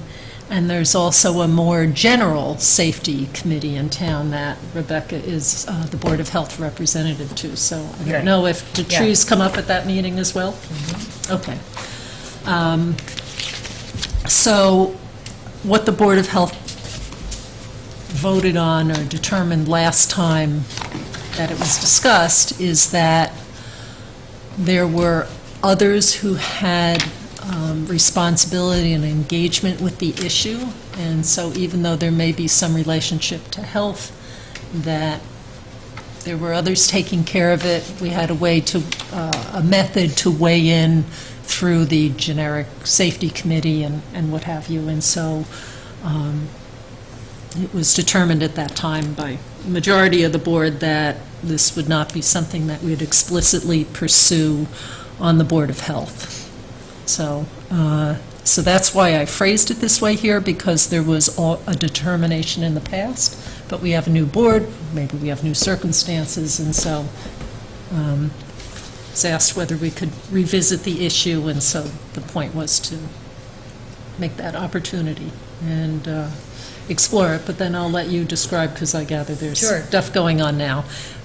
We try not to be too long, because we want to release our film person so we don't run up against the end of the Yeah, tape. well, I mean, no one really had a chance to look at that study, so I was actually going to suggest that we discuss it at a future date. Oh, yeah, and I didn't want to discuss it now because Yeah. I thought first we need to make the determination, do we feel that this is something that we should put under our umbrella or not?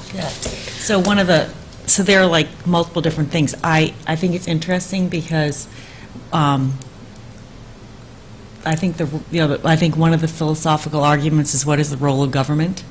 And I think that scientists and people who work in health professions often have a bit different perspective from people who work in other areas. And I personally think that there's a value to our input, whether or not we have a large role.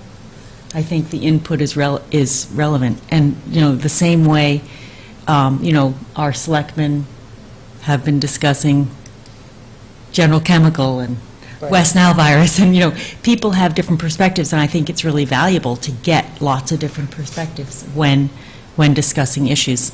And so I personally have an interest in this subject. I've had it for a long time prior to living in Sherborn, because in July 18th, 1991, I fell asleep at the wheel while I was a resident, hit a tree, almost died, was in a coma for 8 days. Have a personal interest in the subject. However, it's come up in a lot of contexts in our town. And as you said before, there are a lot of different valuable perspectives on the subject. So I personally want, 20 years ago when I first moved to town, accidentally fell into this debate.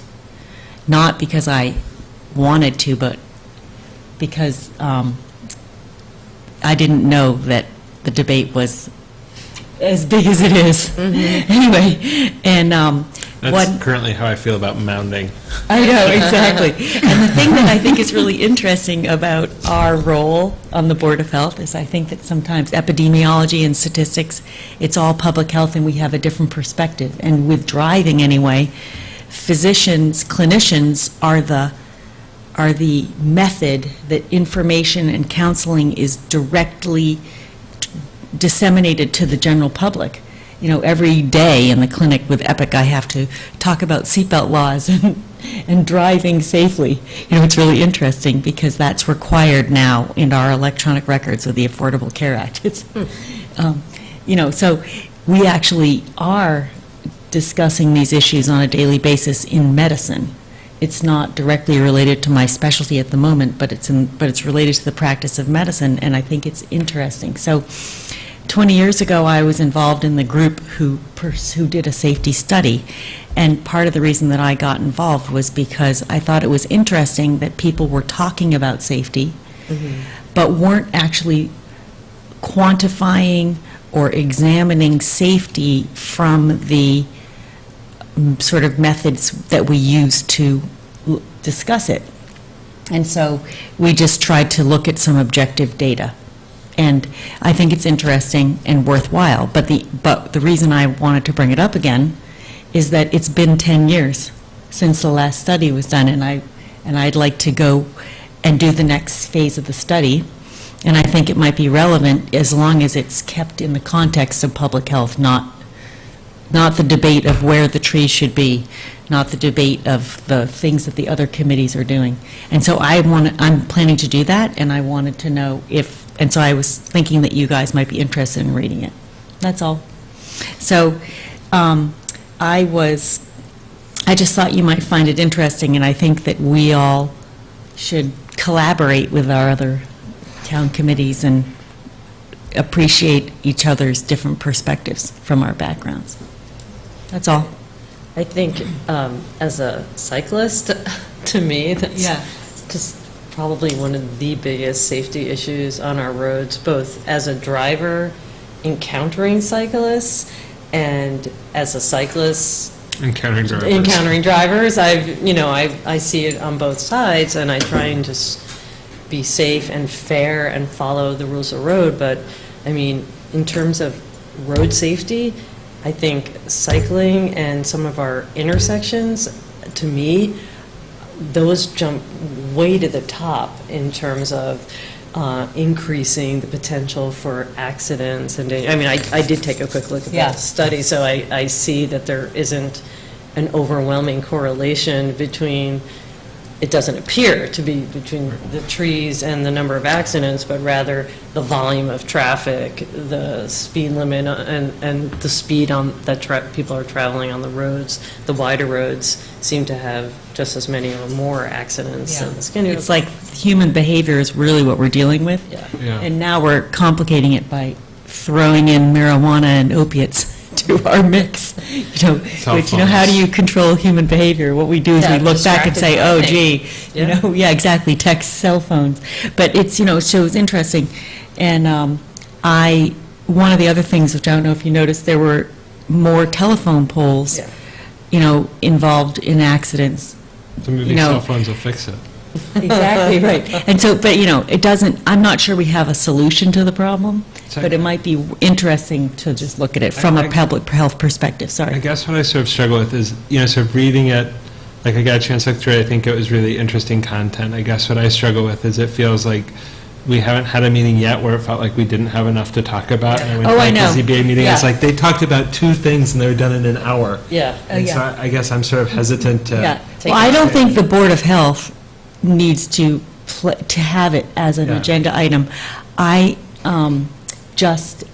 It was very well received at the state level, and they actually asked me to present the data at the Mass Highway meeting, and I actually Well, I didn't was want to gonna- get involved. Yeah. For the DPW, that's what I was going to say to you. Yeah. Like, this is the kind of thing that our people who are managing our roads in town need to understand and think about. I mean, I'll just be on my soapbox here for a minute.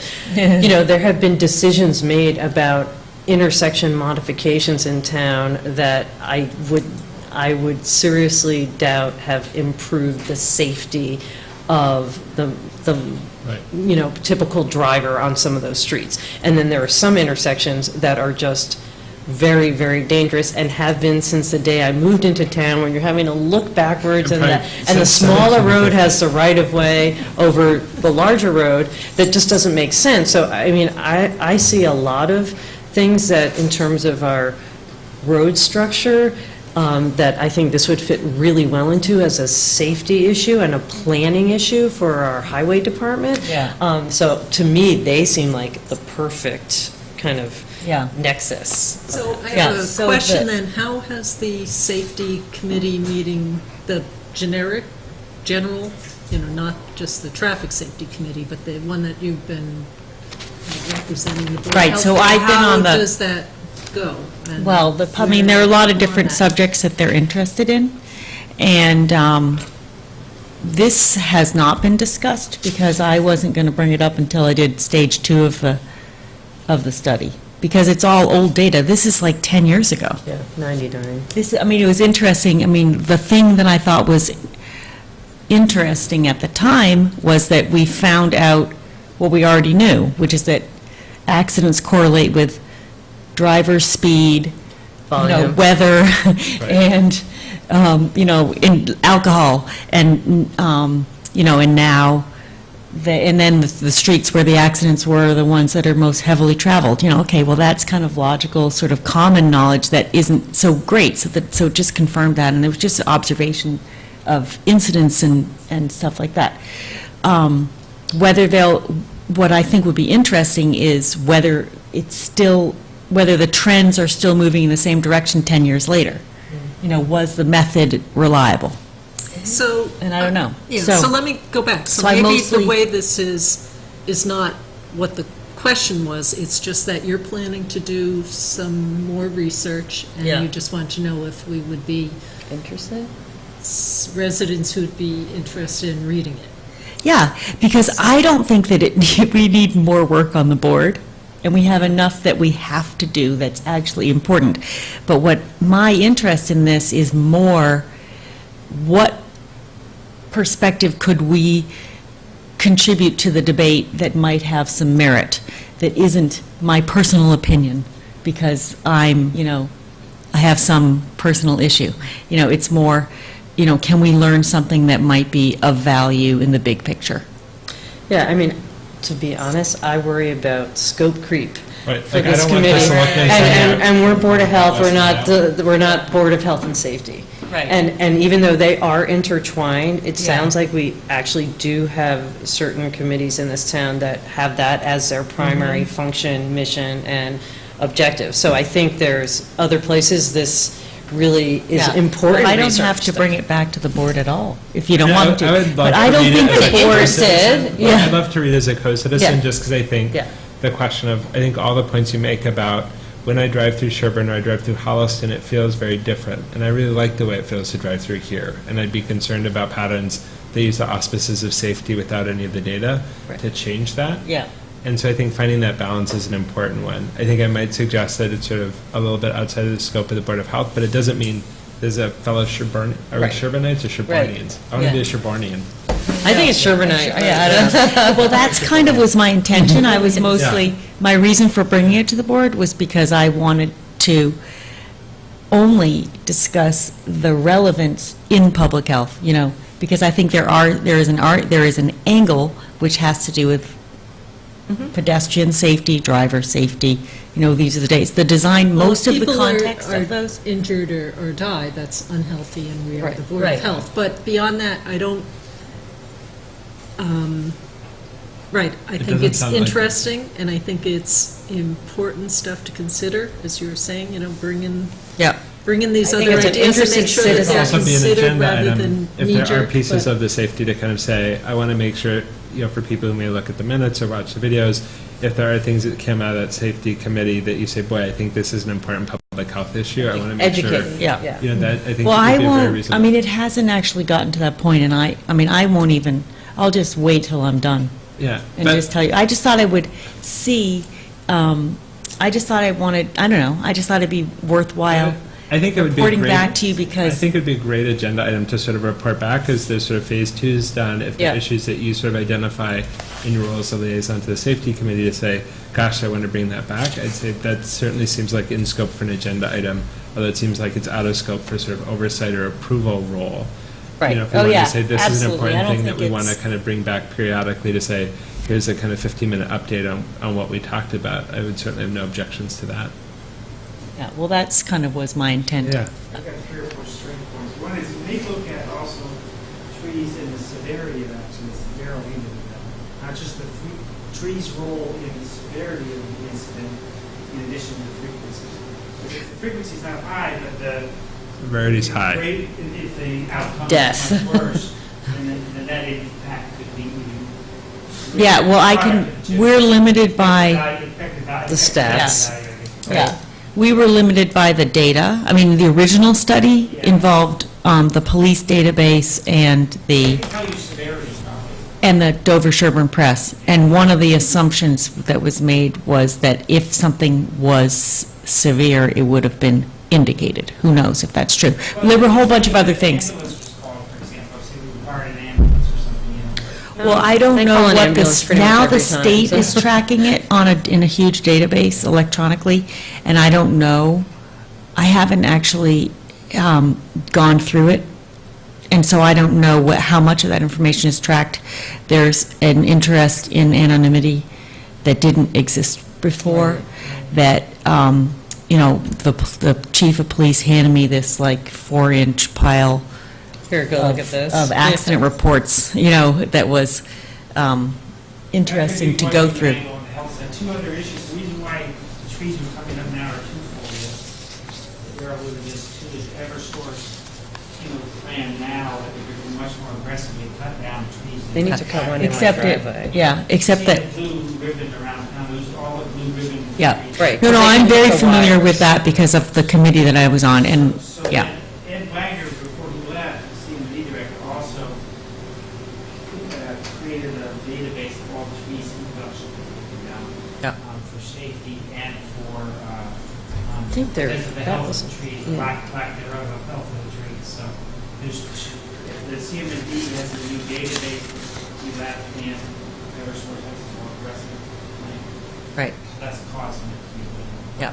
Right, and I think Planning Board is having more hearings on this topic, and also a tour somewhere to look at trees with the It's like the- Eversource It's like the antithesis arborist. of like a garden tour. Like, A little bit. Anyway, so that, I just was bringing it, I was just communicating to the board, I wasn't asking for anything more than that. That's great. That's all. All right. Because because I think that we should have an interest, even if we don't have a voting role in any way. Okay, so last we have, well, we'll do signing of warrant and payroll, but we don't, I'm trying to let Rick maybe stop the filming. Agenda items, so, Where is it? And how We're big? getting there, we're How getting big is it? so maybe not something on Scott Horsley, but until I actually speak with him, I don't know. So, Okay. for the next agenda, And anything? And there as you are said, that- several yeah. variance hearings Okay. already scheduled. So, all right. Can I ask one question, not to sort of re-adjudicate and also not to broaden scope? One community member had approached me sort of informally to just ask about deer hunts. He said this has been talked about by the board in the past. I don't know if that Oh, as a way to limit reduced ticks? tick population. Okay. I certainly don't feel strongly. I just don't know, like, if this was discussed a year ago, it may not be worth discussing. And I also have, like, I certainly have community member opinions about what I think is reasonable, but no burning Board of Health. But I was like, I don't know. We could talk Yeah. about it again, so. You have Should to I put that eliminate on all the the next mammals agenda? and the birds. Beavers. I am doing my best to approve the every bear beaver that's wandering permit around every town. time. That bear has got such a, like, Oh a my presence. gosh. He's like a next door star. And we're stalking him. Right. Like, everyone's reporting. Oh, really? We have, I saw the bear. He's at the corner of. But that's Oh, much yeah. less creepy than when we all report the same suspicious car. That we're Yeah. like, oh, this car doesn't belong. At least a bear's a bear. Yeah. Well, I'm looking in it, so far our beehives are safe. Aren't Oh, yeah, you good. saw that? But you'll be one my on- all marker over the because you're like lawn? half a mile down the Yeah. road. It could have been So- something besides. Okay, I can't think of anything else at the moment right now. So Okay. deer variants Is it a and badger or- any necessary emergency beaver permit. Badger really is, like.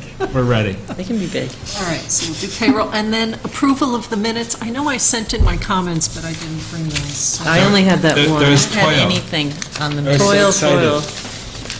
I was like, I found Waldo. He's right here. Yeah. Matt and I found the same one, so Okay, that's all I remember, we're got. only doing the open session now, and then we'll have Correct. an executive session for these. I looked through both, so. So, Matt, Oh, you're I telling think, her I that think one. our soil toil may have been in the other. No, it was in the, Oh, page in an open. 4, the chair stated that she had written an article about a county in Oregon that had researched how many septic systems the toil could support. I think it should be Where is soil. this? page Wait, 4 what of did you 8. say? Right here. Oh. It's just our typo. Yep. I also put a little smiley face next to Honey Buckets because I was super excited it made it to Sherborn regulatory history.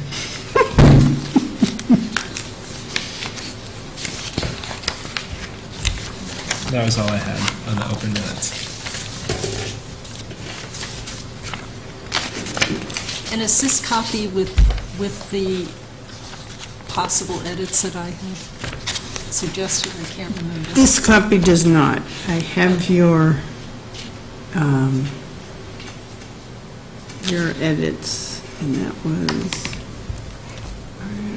and you had that soil and toil. You did have that one. Yep. We pass. I think you're putting them in just to see if we're paying attention. You're like, all right, let's see if they find We're a this little one. too accurate. I was like, I think I sounded a lot smarter. In my head, I was really wise. Yeah, I don't like this sentence, but I bet I said it that way. I acknowledge that my memory can be biased. I'm so. 100% sure that Ellen's notes are better than my recall. That's what I mean. I would defer. So are you approving them as amended? Were you planning to amend something, Rebecca? No, I just think that there's, in reading the case, the Stowe case, the paragraph where it says public water supply. Where? Page. Don't be on that. No, we're not on that yet. Say. Not on that Sorry. yet. Yep, that's the one that we can't, that way, yeah. Okay. I didn't have any comments on this one. All right. So motion to approve the minutes of August 16th, 2017 as amended? So moved? Second. All in favor? Aye. Okay. So we could sign the warrant Okay. payroll while we're... I love signing stuff. Oh, do you want to? Sure, let's do it now, I guess. Okay, Rick, so we're just about done.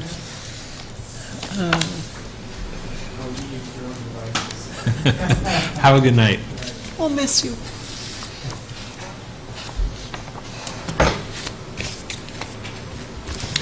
So does somebody want to take this Trask PowerPoint to look at it? I want to wait for the First? PDF. Oh, okay, you want to wait, but does somebody want to? So are they going to give it to you, or Well, the PDF, or? I did too, or can I- it's from the planning board. They requested it once. I mean, I can check with Chris didn't look at it. Gino He's just periodically looking at it to now, so- see if Yeah, they get I'm- it, but I don't know.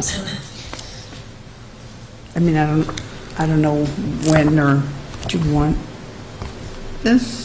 You know, nobody wants it? Is this the extra one? That's the one that can be I circulated. don't want to give shots, I don't want that. You know, when it's a little picture and it's all green, it looks so cute. Yeah. A lot of good stuff, there's a lot of little pictures there. Which way, how do you draw the gradient in? Where you're like, this is the like slow flowing carcinogen. What's the name of that development? I'm just looking at our website. Meadowbrook Commons. Yeah, So they're- now there's another name. I don't Yeah, they're remember going that to one. change, they're changing Coolidge Crossing To to Meadow. Meadowbrook Commons, That sounds much more Reducing- country. reducing the number of units. And 288, I think 286. upping the rental To units, 66, because I that think it counts said. more. Awesome. What else do we have that needs to be on camera? That's it. Okay, so now we need roll call vote to enter executive session. Is that something? You'll That's the only place we have remember to what we sign? said, I hope. So, let's see, so we're going to be entering executive session to comply with or act under the authority of any general or special law, which is exemption 7 regarding entering executive session. The purpose of this executive session is to review and approve the executive session meeting minutes of August 16th, 2017. So now we need a roll call vote to enter executive session. Aye. Aye. Aye. Aye. Okay, thank you. So we can go. And you will to- not be, Oh, will and not we be will not be returning. returning to open session because this is the last agenda item that we have for tonight. So the tape stops, right? The tape stops.